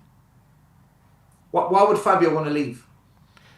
Because Levy's not there anymore. Just the structure's the same way of operating. I don't think the vision aligned with what he wanted. If you don't like the manager, if you've got all these, look, he's not a guy who's going to want targets. You know what I mean? Like, I can't see Paratici sitting there going, here's your parameters, here's your tick box exercise. Paratici's the kind of, you know what I mean? He's not, it just doesn't fit. I think he left because under Levy, he was going to be the main man between he was the main man, for sure. Right. But now Levy's gone, the role is shared between Lange and Paratici, and he can't work that way. So he in his eyes, I don't want to do a job where I'm being told how to do my job by someone that's not as good as me. So he's made a decision to leave on that basis. Fine. But Paratici restructured the academy. He's the one that scouted Simon Davies from going with Vincent Kompany to at the time Vincent Kompany was going to, I believe, Man City. No, they worked together at Man City and they went to Belgium. That's right. Yeah. Vincent Kompany was going to Burnley and Simon Davies was going to be his number 2. Paratici got on the phone and said, I want you to be my academy director. He's then come to Spurs. They've restructured the academy, broken the wage bill, attracted some better younger players that we've signed, for example, such as Vuskovic. Hopefully they come through in the future. And the academy, they can change the complete structure. From being a team, an academy that developed individuals that could be versatile in multiple positions and can take on players, it was more team-based. So let's try and align every single team to play the same philosophy so they can feed into a team that plays the first, the philosophy same as the academy. It's a kind of Ajax model. What's the point of doing all of that if you're then going to sack the guy that's done it and then bring in a manager who doesn't align with the work that the academy's done for the last 3 years? And then we wonder why academy kids aren't coming in. It's because you've got rid of Paratici, who would have only appointed managers that aligned with the academy work he's done with Simon Davies. When I went to the academy, I sat there inside I sat in front of Simon Davies and I said, what happens if Ange leaves? All this work you're doing in the academy, what happens if Ange leaves? Because Ange plays on the front foot. He plays a possession-based type of football. What happens then? He said to me, I've been told from above, the next manager will be of that ilk. He'll be a De Zerbi type, someone that plays that type of football so that the academy is not compromised. That's one of the reasons I took the job. This is what the academy director said to me. So by sacking Paratici, you've now compromised the academy. This is why I say to you guys, they don't know what they're doing. Well, they haven't got a clue. There's just been a report just now from Matt Law saying Tottenham have begun their search for Paratici's replacement as they plan to stick with the model of two sporting directors. The model of two sporting directors. I saw that in the chat, but isn't that what Rafi's here for? He's not a sporting director. I don't think he's a sporting director. He's more of a guy who handles. A salesman. Yeah, he handles negotiations. So I guess they're completely restructuring then, from the sounds of it. What, they're going to have Lange as well? Or are they sacking Lange as well? This is why it doesn't make sense. They're keeping Lange and they plan to keep the model of two sporting directors. So Paratici, someone will go alongside Lange now. You can't do that. It doesn't work. And then Rafi would feed into. Rafi works under Lange, from what I understand. Yeah, in some capacity. So that's just been a report right now from Matt Law. So I don't know who they're going to go with, but it's failed. That says we don't trust Lange to do the job. So we're going to bring him some help because we're too scared to sack Lange. That's what that says to me. One football director builds the process, the network of scouts, the recruitment team, the liaison between manager and CEO, liaison with the players and manager and recruitment. One guy builds that and links it all together. That's what Ralph Ragnick did with the Leipzig group, and he was fantastic at it. If you're going to bring in two, that's like saying, right, we're going to hire a second manager to work with Frank. So Frank, you manage the defence, and the other manager, you manage the attack, and then someone will liaise between you two to figure out what we do in the middle. It's bonkers. Lange or the new guy will be gone within 2 years. Mark my words, because there's going to be conflict. It won't work. Yeah. It does seem weird. Why would you? Yeah, this is the whole thing. The question that you asked before, Sim, was Paratici pushed out or did he leave? It sounds like more and more that he left, because it wouldn't make sense that you don't have someone waiting in the wings to bring in. Look, if you run a business, you're going to have someone waiting in the wings ready to bring in. So maybe Rafi wasn't that guy, and then you've got an even more complicated structure, unless it's just PR that's just complete hot air to like distract people. But sometimes too many cooks, you know what I mean? Like sometimes if you've got like 4 people at the top negotiating, making decisions, and you know that sometimes that's not helpful as well, and you do all have to be aligned, and from the sounds of it, you know, that they're not aligned, and that in and of itself is part of the problem. You know, you need to have a unified approach when it comes to signing players, who the manager's going to be, and when you have all of that uncertainty without the confidence to execute whatever your plan is, you're never going to succeed. Like, you can't succeed when you're divided. It's as simple as that. If we look at all the teams that have won the Premier League or won in Europe, more often than not, they've been teams that have had some kind of stability, and we are so unstable. So realistically, I can't expect us being in top 8. I just can't, because it's reflected on the pitch. Nothing works in isolation. You know, if you have disruption at the top, it is going to disrupt your manager. It is going to disrupt the coaching staff. It is going to disrupt the players. It's going to disrupt the fans. You know, you're going to get protests. So all of that negative energy is just, it's a vicious cycle, and it's a spiral of decline. And unfortunately, and it comes from the top, until they can align themselves properly and get the right people in the right positions and have that plan and be able to execute it, we are going to be in this constant spiral of decline. I don't think we get relegated, but it's not going to fix itself. You know, someone at some point has to step up to the plate. And at the moment, Vinay's not that guy. What happens if one academy director says, I want us to get Wharton from Palace, and another academy director says, sorry, not academy director, if one football director says, I want Wharton, and the other football director says, no, I want Manaconi from Inter Milan. Who makes the decision which one we sign then? I'd assume Frank, no, or whoever the manager is, no? Yeah, the manager's going to shortlist. The manager's going to shortlist. They're going to profile players. They're going to go, or maybe it's a bit of both. You know, maybe they go back to them and say, look, we've profiled these players. How about these players instead? Scouting agents are going to go out. I guess there's a lot of parties involved, but I think the manager surely would have. But from what I believe, when it was Fabio and Lange was not involved in first team acquisition at that point. It was all on Fabio. That was what they announced, that Fabio was in charge of first team players, recruitment, all that kind of stuff. Lange was kind of just on the kind of youth side. But obviously during this window, with Fabio announcing that he's leaving, what was it, beginning of the window or mid window, I'm sure Lange had to probably pick up some of the slack, because Fabio was, by the looks of things, not doing much and maybe more interested in signing players for Fiorentina, not for us. So, Sim, on that basis then, Frank wanted Sousa. No, that was the youth signings. That was probably under Lange's remit. But I thought Sousa's going to be playing for the first team, no? By the sounds of things, the fact that Robertson was set to come in or wanted, it sounds like they don't believe he's ready right now for the first team. But he might have to play now because we have no one else. So maybe they'll try and see if he is ready. But I don't think the plan was for him to come in. I think maybe the plan is for him to either come in and be around the first team for 6 months, maybe get a couple of minutes here and there, maybe a loan deal. I don't think it's like under 21s or anything like that. But I do think it's going to be first team, hopefully in the near future. But I don't think his plan was to come in and be a direct competition immediately for a doggy. I don't think that was the plan, I would say. So Frank would have wanted Robertson then. He would have 100%. 100%. He wanted the leadership ability and all this kind of experience. 100%.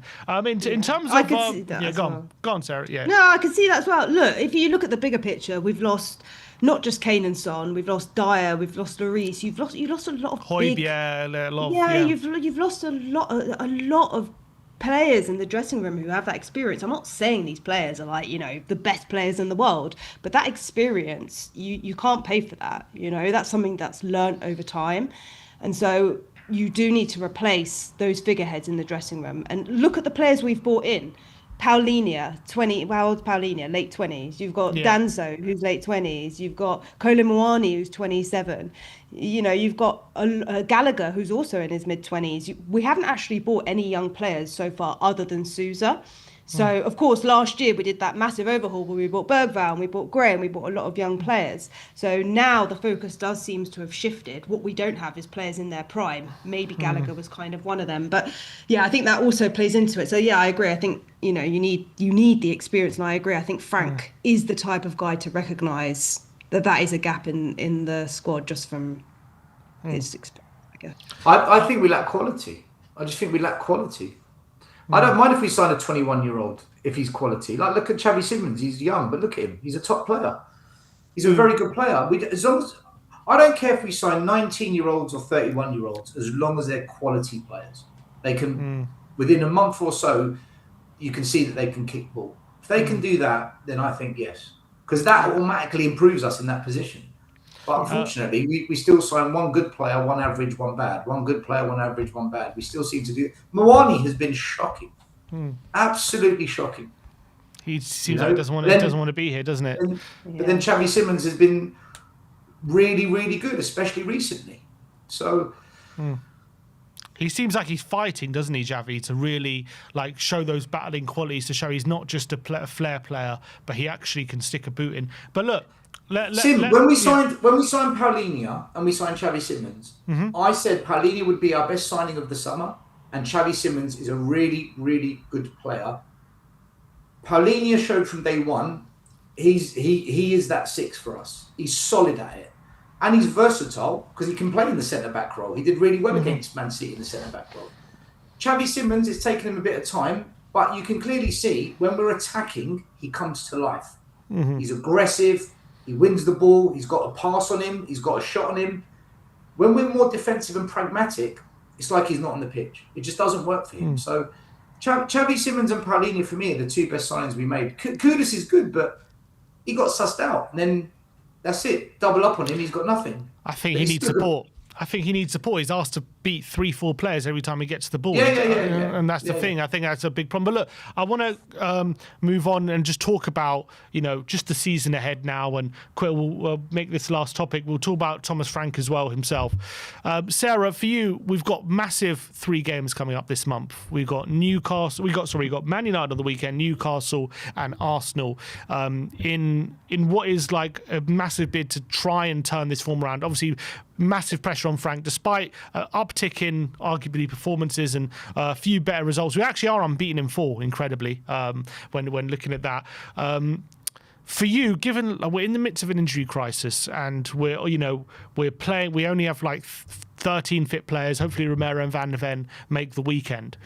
Where are you with Frank, and how do you think we go about judging him at this point, given how many injuries we do have? Like, does he need results despite that injury crisis right now to justify his position, or do you think there is some understanding at the moment with that?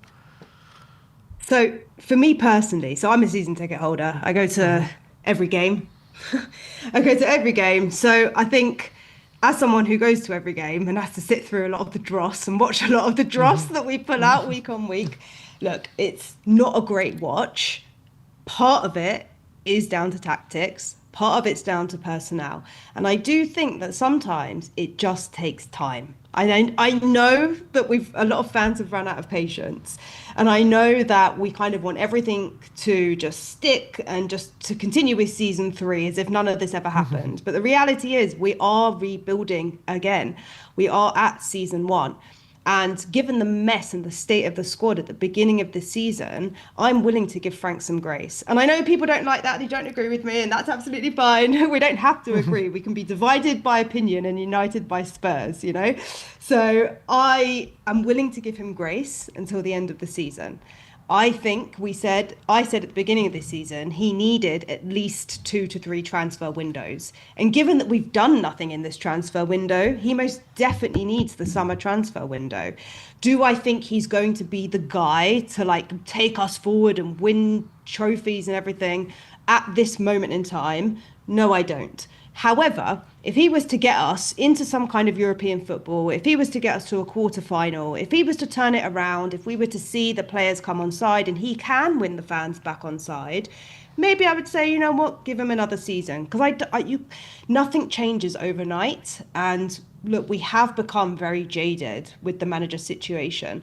The problem is we've had 17 managers. So at some point you have to look around the room and go, well, hang on a minute. If all of these guys are the problem, maybe we're actually the problem. So who are you going to get who is going to tolerate, or work with the board at that level, who's going to be okay with it and not throw their toys out the pram? Because unfortunately that's the reality of the board as it is at the moment. You can't just turn everything over. So if he's the guy who's going to have a bit of patience with that, then okay, well, I'll reserve my judgments till the end of the season. I'm not saying I'm in or out. I'm just saying for now, I take the back seat, I swallow my pride, I watch a crappy first half against City, and then I watch the redemption, and then I go to Europa League, Champions League nights, and it's the best night of my life.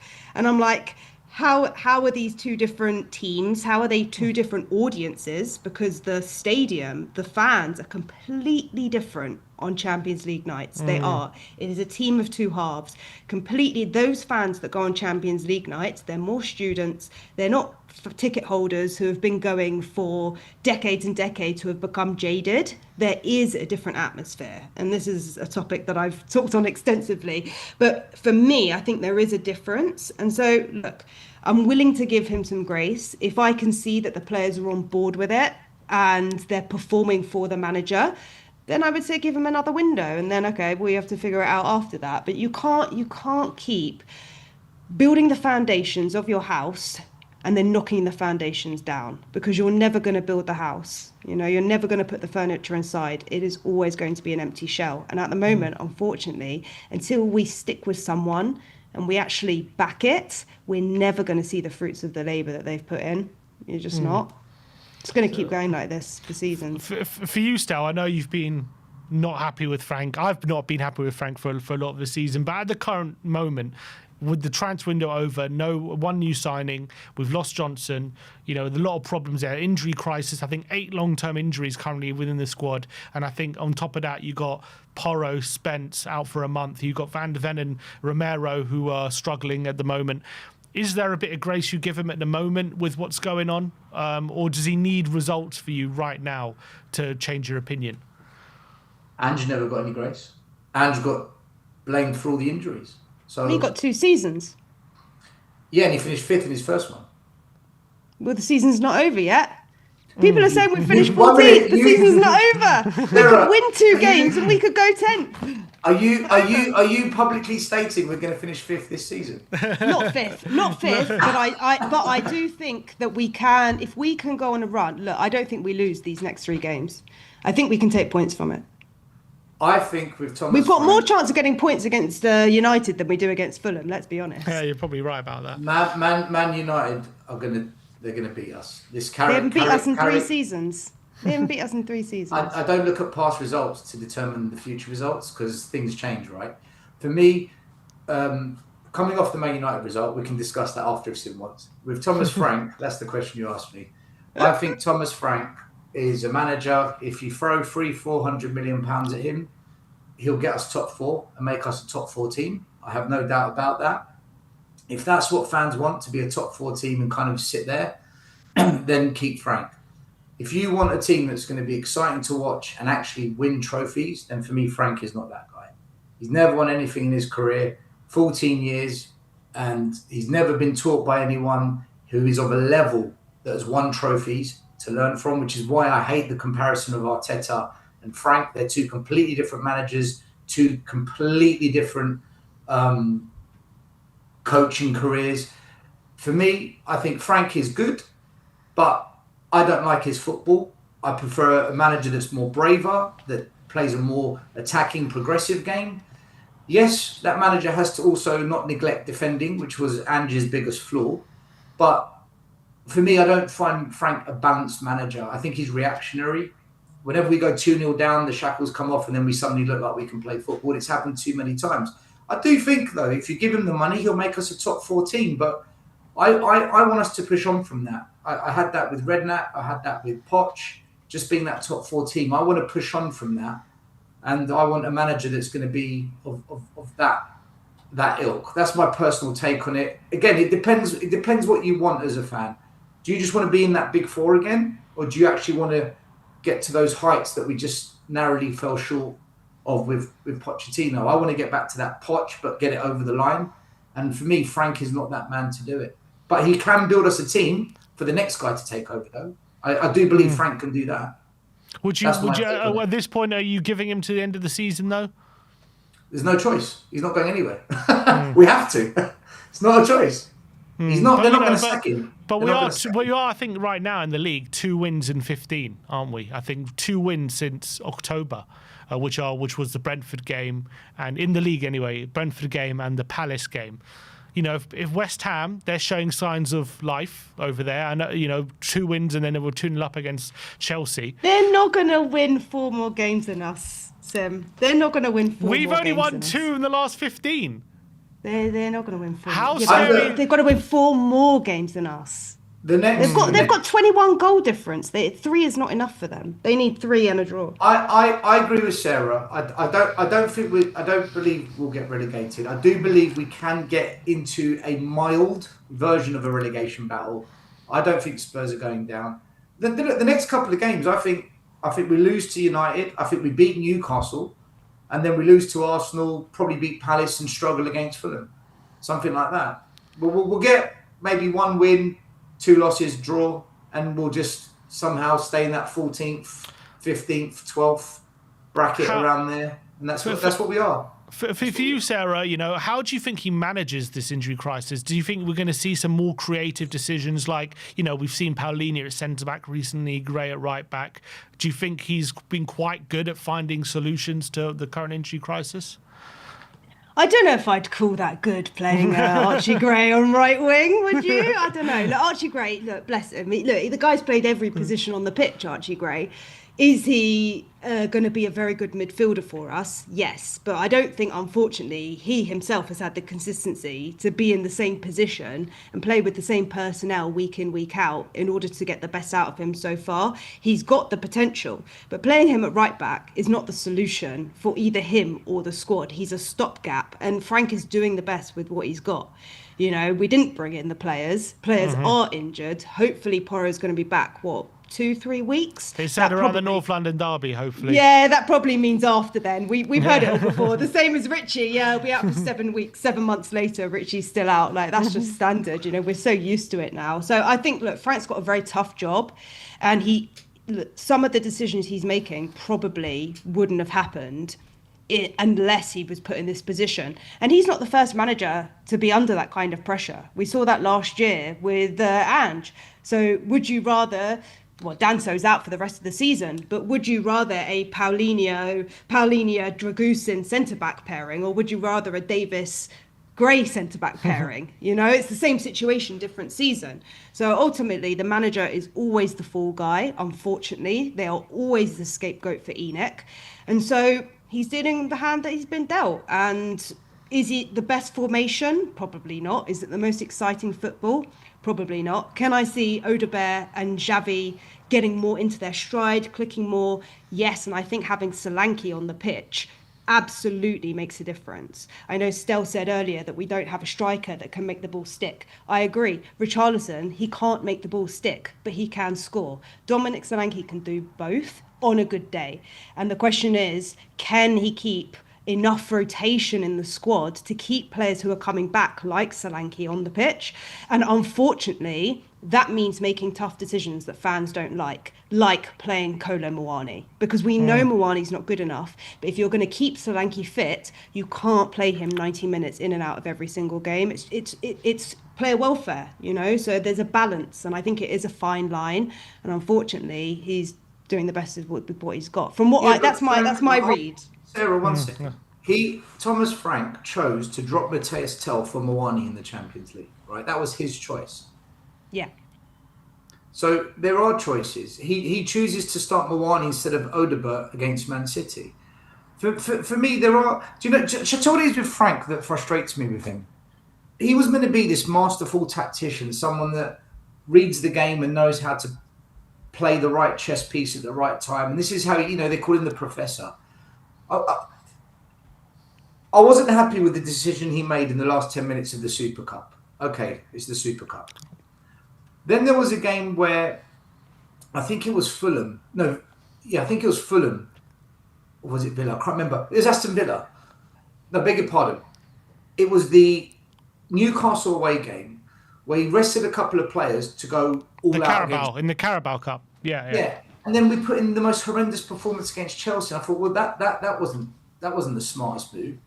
Then he goes to the Emirates, plays the most negative tactics I've ever seen any manager, even Christian Gross, who was the worst.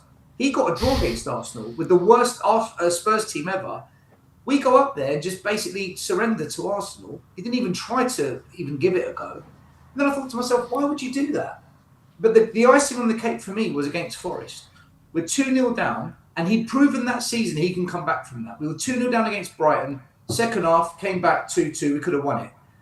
He proved it against Man City. And by the way, against Man City, we had more injuries than any other game this season. And he proved in the second half, 2-0 down, if I go for it, I can get something from it. Yet we go away to Nottingham Forest. We're 2-0 down. What does he do? He brings on Paulinho and Ben Davies. Not one attacker came on. And what happens? We lose 3-0. It's things like that where I say, how can you not see that? You're on £8 million a year, professional manager, but you've proven in other games when we're in a similar situation that you can do it. It's things like that which says to me he hasn't got that winning DNA. I've got a question. Consistency in his decision making. Go on. And it contradicts what he can do. Go on, Sarah. Yeah, I've got a question, because I know you said at the beginning of that he made the decision to put Moani in the Champions League squad. So in some cases, and not all cases, because it's a case-by-case basis, but in some cases, players are have agreements or contractual obligations when they sign on to a club, right? So let's say hypothetically that part of Moani's loan deal was that he gets Champions League football. Who would you take out the squad to put Tell in as of like the first half of this season? Because we know we can make changes now, but at that point, who would you have actually taken out to make space for Tell? Well, the Champions League squad. Yeah.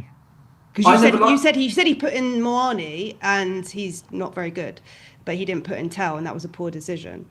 So who would you have taken out? No. It was, sorry, Sarah, maybe I wasn't clear. It's when he put in Tell, because we had injuries, and then we get into January. He took Solanke out to put Tell in because Solanke was out. And then he put Solanke back in for Tell because Solanke came back. But that was a good decision because Solanke scored 3 and 3, right? No, it's the fact he kept Moani in. But no, you can only do a like for like. You can't change another player. And the player has to be out for 60 days. In that scenario, I stand corrected. I didn't realise that was the rule. Yeah. But games this season where Moani has been given more minutes than Tell and Odobert this season. I just find that unbelievable. When he doesn't score, he doesn't create. He had 1 or 2 good games all season, and yet Odobert has more about him, in my opinion, on especially on the left than Moani. Listen, I don't think any of these players are particularly spectacular, but the amount of minutes Moani's been given, the amount of opportunity he's been given, and he's delivered absolutely nothing other than a purple patch against PSG and 1 through ball to Odobert against Aston Villa in the FA Cup. And yet he continues to pursue with him when he does have alternative options that he doesn't even want to give them a go. That stuff like that I don't understand. I think for me the big problem that I have with Frank, people say like, in terms of him adjusting and adapting, I actually think he does do that. I think his big issue comes when he has to be the protagonist. He has to be the one on the front foot. The things are asked of us. That's where he doesn't really have a game plan or a game model to dominate and kind of take the game to the opposition and make sure we're creating consistent chances and break another team down. I think we've seen it even recently. When we've been in games and obviously we've conceded goals or things have gone against us, we've had a horrible first half, and then he makes adjustments, a few tweaks here and there. You know, he can change and adapt at half time, and then we come out in the second half and we nearly get back in the game. We snatch a draw or whatever. We look like we could draw and stuff like that. I think he can make these in-game adjustments, but first of all, they haven't been good enough to win games. But I think when it's on us from the start of games to get okay, we're going to set up in this way. We're going to make it so difficult for you to get out of your own half. We're going to we're going to open you up. We're going to create all these chances. I think his game model is very simple. It's very basic. It's no central progression. Make sure you're not risking giving the ball away in the centre because you can get counter-attacked on and we can't control that. So make sure you put it out wide, flood the back post, get crosses in and see if you can get joy. And if you don't get any joy from the original cross, you win a corner and then maybe we can score from a set piece, and that's how we set up to win the game. And from the other side of it, when the opposition are attacking, give them all the space in the world apart from in the penalty box. basically. You can do whatever you want as long as you're not entering our penalty box. We don't really care what you're doing. Have all the shots from 25 yards that you like with impunity, and just don't get into the penalty area. And that is leading to us getting punished by good quality players and teams who have the quality to put it in the back of the net from 25 yards. And it's leading to very stodgy, horrible football and easy to defend against, I think, a lot of the time, apart from maybe the set pieces, which I think we're doing a very good job on. But from open play, it's very easy to read. They know what we're going to do. We're going to put out wide and put a cross in. Just make sure you don't leave any free man at the back post, and you've pretty much got us sussed. And that is basically the big problem I have with Thomas Frank. And we need someone who's going to come in and put a much better in-game model into these players. And so we're getting the best out of Javi in those centre areas. We're seeing more from our attacking players, because I think we have good talent in this squad, which is not being utilised at all by this manager. And he's put in a very basic model, which I think maybe when it's at Brentford, it can if you scale that way of playing, if you get that effective way of playing over months and years like they did at Brentford, it could maybe be an effective way of playing at a certain level, but not at the top level. I think when you're a top team, you need to have more. You need to be better than that, in my opinion. Jim, that's kind of how I feel about Frank. If you look at the Premier League this year, there's only 3 games where we've been attacking from the off. Okay, Man City, Liverpool, and Burnley. They're the only 3 games where from the off we were on the front foot trying to win the game. Every other game, it's been negative, in my opinion, cowardly or reactionary, where we've got nothing to lose. I think he's very risk averse at the beginning of games because he tries to see what the opposition are doing so he can make the tweaks to win the game. That's what I think. I actually started to think that's what he's doing, because he's a very adaptable manager and he likes to make these in-game tweaks and maybe change a little position here. Maybe things aren't that obviously noticeable. No, Sim, do you know what? I disagree a bit with this, because we had the upper hand against Man City, right? We had the upper hand, and then we ended up resorting to going more defensive for the last 10 minutes. If he kept his foot on the gas, I reckon we would have beaten Man City. At 2-2, they were there for the taking. Yeah, but thanks to Frank's defence, they could bring on Foden, they could bring on all these unbelievable players. They lost their only top player on the day was Shirky, and he went off injured. He was the only guy that looked like he was going to do something. I'm just saying they have a bench. Yeah, but those players came on and they did nothing. Like I think we could have beaten Man City in the end had we not ended up resorting to going more defensive the last 10 minutes. I also think he's very reactive to game state, extremely reactive. I think we've seen that many times as well. And as soon as we got back against City, it's happened before. We're against Bournemouth, we're on top of them. As soon as we get that equaliser, all of a sudden Bournemouth come back in the game. Same with Burnley. We come out flying, we score the goal. As soon as we score, we back off and allow Burnley into the game. My point. He's very reactive to game state. This is my point. He hasn't got that winning DNA. You look at Carrick, okay? He goes to the Emirates. They have a fantastic game. Arsenal do what they always do, and they stink out an equaliser. What's Carrick's response? We go for the win. A point would be brilliant, but we go for the win, and he got it. He's playing Fulham. Fulham had more possession at Old Trafford. Man United are winning. Fulham come back. 2-2 in the dying minutes. Carrick, does he sit there and take the point? No. We go for the win. And he got it. It's that. Have you got the balls to be risky in a moment where most people would just take what they've got because they're on the back foot? This is what I believe Frank's lacking. He hasn't got that. Whereas Poch, Poch would go for it. Harry Redknapp would go for it. And he goes for it even when we shouldn't, right? he goes for it no matter what. I just think Frank lacks that killer edge. That doesn't mean he's a bad manager. That doesn't mean he's terrible. But for what I want that killer edge to a manager. I don't think he's got edge. Go on, Sarah. Yeah, I think I agree with what you're saying. I think the biggest thing is obviously if you want to play top 6 football, you need to play big top 6 football. And at the moment, we're not playing top big six football. Yeah. And I think part of that problem which is feeding into the narrative, which is not helping Frank, is the fact that Brentford are above us at the moment.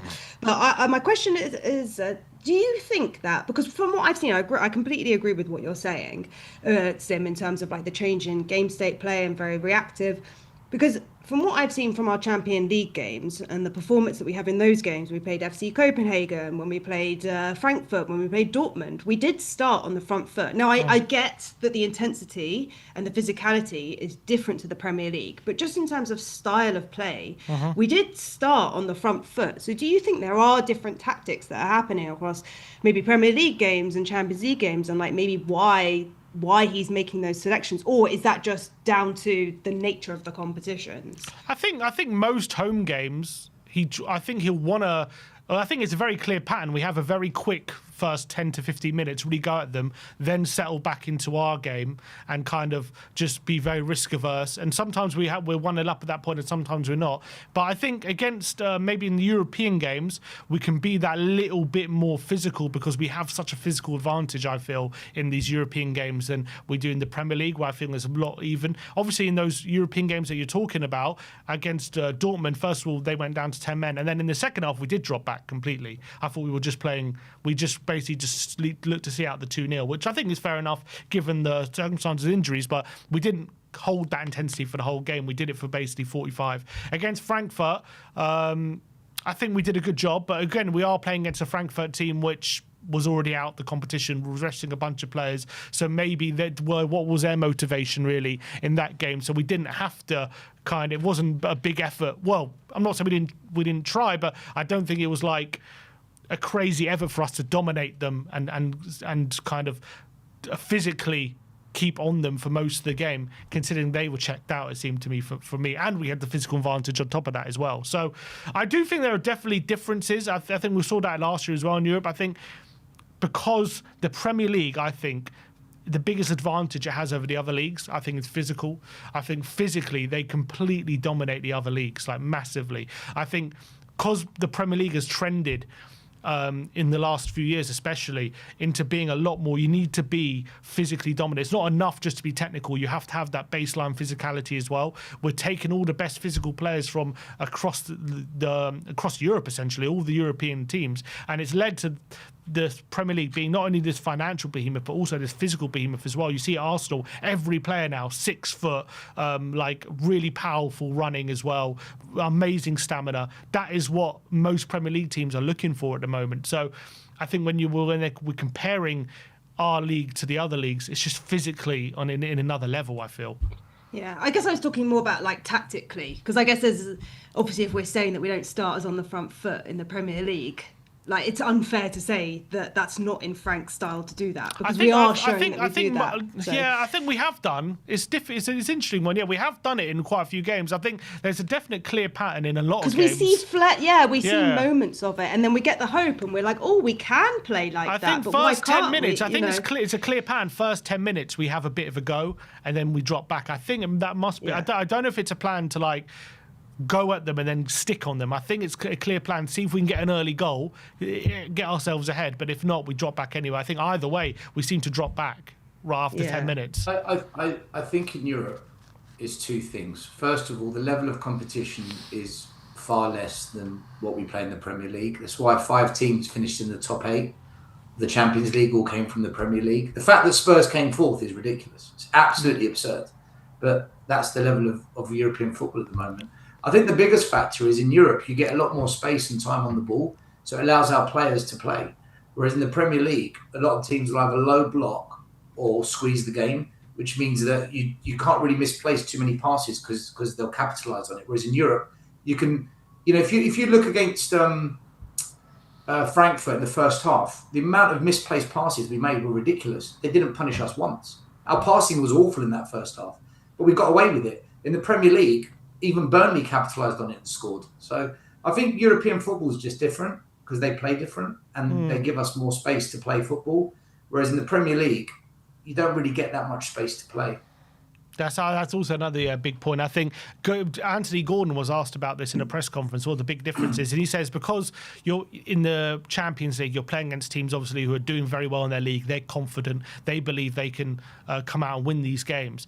They come to play these Premier League teams and they open and they think we're going to, we're not scared of you. We're going to try and play football, and teams just rip them apart. Whereas in the Premier League, everyone's acknowledging now that in the Premier League that you need to be smarter because physically it's a very even playing field, and everyone's just not opening up as much as they're much more wary of each other, I guess, in the Premier League than the Champions League, and I think that's obviously a big difference. All right, I think we're gonna.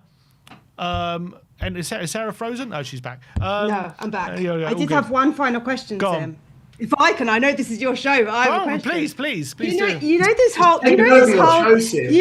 whole mole situation, the traitor, the saboteur that keeps leaking our lineup. Yeah. Do you think that this has any impact on the gameplay or like other teams finding out our system or strategy before the game? Because in my opinion, I think this is like a big problem, but maybe I'm making too much out of it. But it's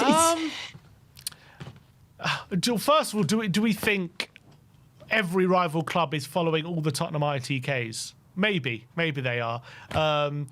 But do I think it's a major problem?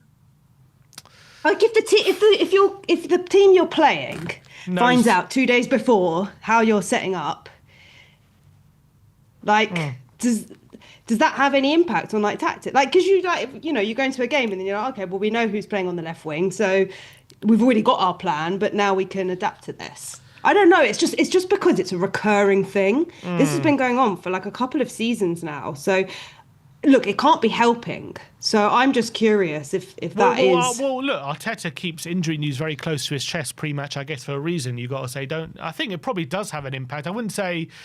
I don't think it's an excuse. But then again, you could play with it. Maybe you leak a lineup and then change it. You know what I mean? If it's that much of an issue, like I understand that it probably is a bit of an advantage if the opposition are looking at these things online and notice that the lineups are being leaked, and then they can plan for it. But I would also say they could maybe plan for what the lineup's going to be in terms of the players, but they don't know how they're being set up. They don't know the minutiae of the little nuances of positioning, all that kind of stuff. So I don't think in theory, it shouldn't make too much difference. But I guess it's a small advantage if let's say, we're going to have Richarlison instead of Solanke, so we know we're not going to be as good as holding the ball up, so you can plan for that kind of thing. There are maybe little details maybe you can plan for, but in terms of should it be an excuse to drop points, I wouldn't say so. No, not an excuse. Yeah, definitely not an excuse. I don't know. I just think it makes me uncomfortable, you know? It makes me uncomfortable that like other teams know how you're lining up, that someone inside our club who clearly knows what the lineup is, who's either from our marketing team or from the journalist side, it's look, people can't be aligned if you have people in your club. It was so funny. There was a Twitter account who I know when I'm friends with, and he leaked some information about the lineup or whatever before the game, and because he gets bits and pieces from within the club, and then it was when Ange was in charge, and the next day was going on about this mole, and I was like, mate, he's onto you. He's like, I know. Ange was like, I know who it is. We're gonna root him out, and I'm like, God, you got to run, mate, run and hide. This is what I mean. I caught wind of something, and I published a lineup on my channel, and people were saying, well, you're part of the problem, and I'm saying, but if it's on the public domain anyway. Yeah. If it's out there, then it is what it is. But why is it even out on the public domain in the first place? Who from inside the club is doing that? If apparently the mole was sacked in November. Yeah, there are a lot of things that get leaked. Like I know for a fact that there's people who work within the club who aren't necessarily employed by the club, like kids of people who worked in the club who maybe get access just because they're picking up their dad or whatever or something, and there's maybe a chart on the wall that says return dates and they just can see it, and that gets leaked. Just those kind of things happen. It's crazy. This club's a mess. We are a mess, aren't from we? top to bottom, and honestly it's crazy. You've got the players rallying against the board, you've got sporting directors leaving after 2 months after being appointed. It's everything. We make one signing in the transfer window, which is in the only position in the squad that we have depth in. We leave the transfer window with one less winger than we started with, even though that was a big position we were prioritising in the window. Two less. We got rid of Scarlett as well. And Solomon. We brought Solomon back and then loaned him out when we could have used him. Even though that was the priority position going into the window, was somehow weaker. We weakened ourselves in the priority position that we wanted to strengthen in in the window. The whole thing is crazy. But look, we've been going for a couple of hours, so I really appreciate your time. It's been a brilliant panel show, by the way. A lot of praise for your debut, Sarah. Everyone's sending you a lot of love in the comments. So big up to you, Stel. You know, everyone loves you as well, of course. You divide opinions, Stel, put it that way. But everyone loves you. Everyone loves you. Listen. I came on your show 6 years ago, and I said, leave you out, Enoch out. And I kept saying it last year, the year before. I've been saying it since the first day of YouTube. I'm toxic. I'm negative. I hate all these things have been thrown at me. Look where we are now. Everyone's complaining. The club's a mess. I'm saying it for 6 years.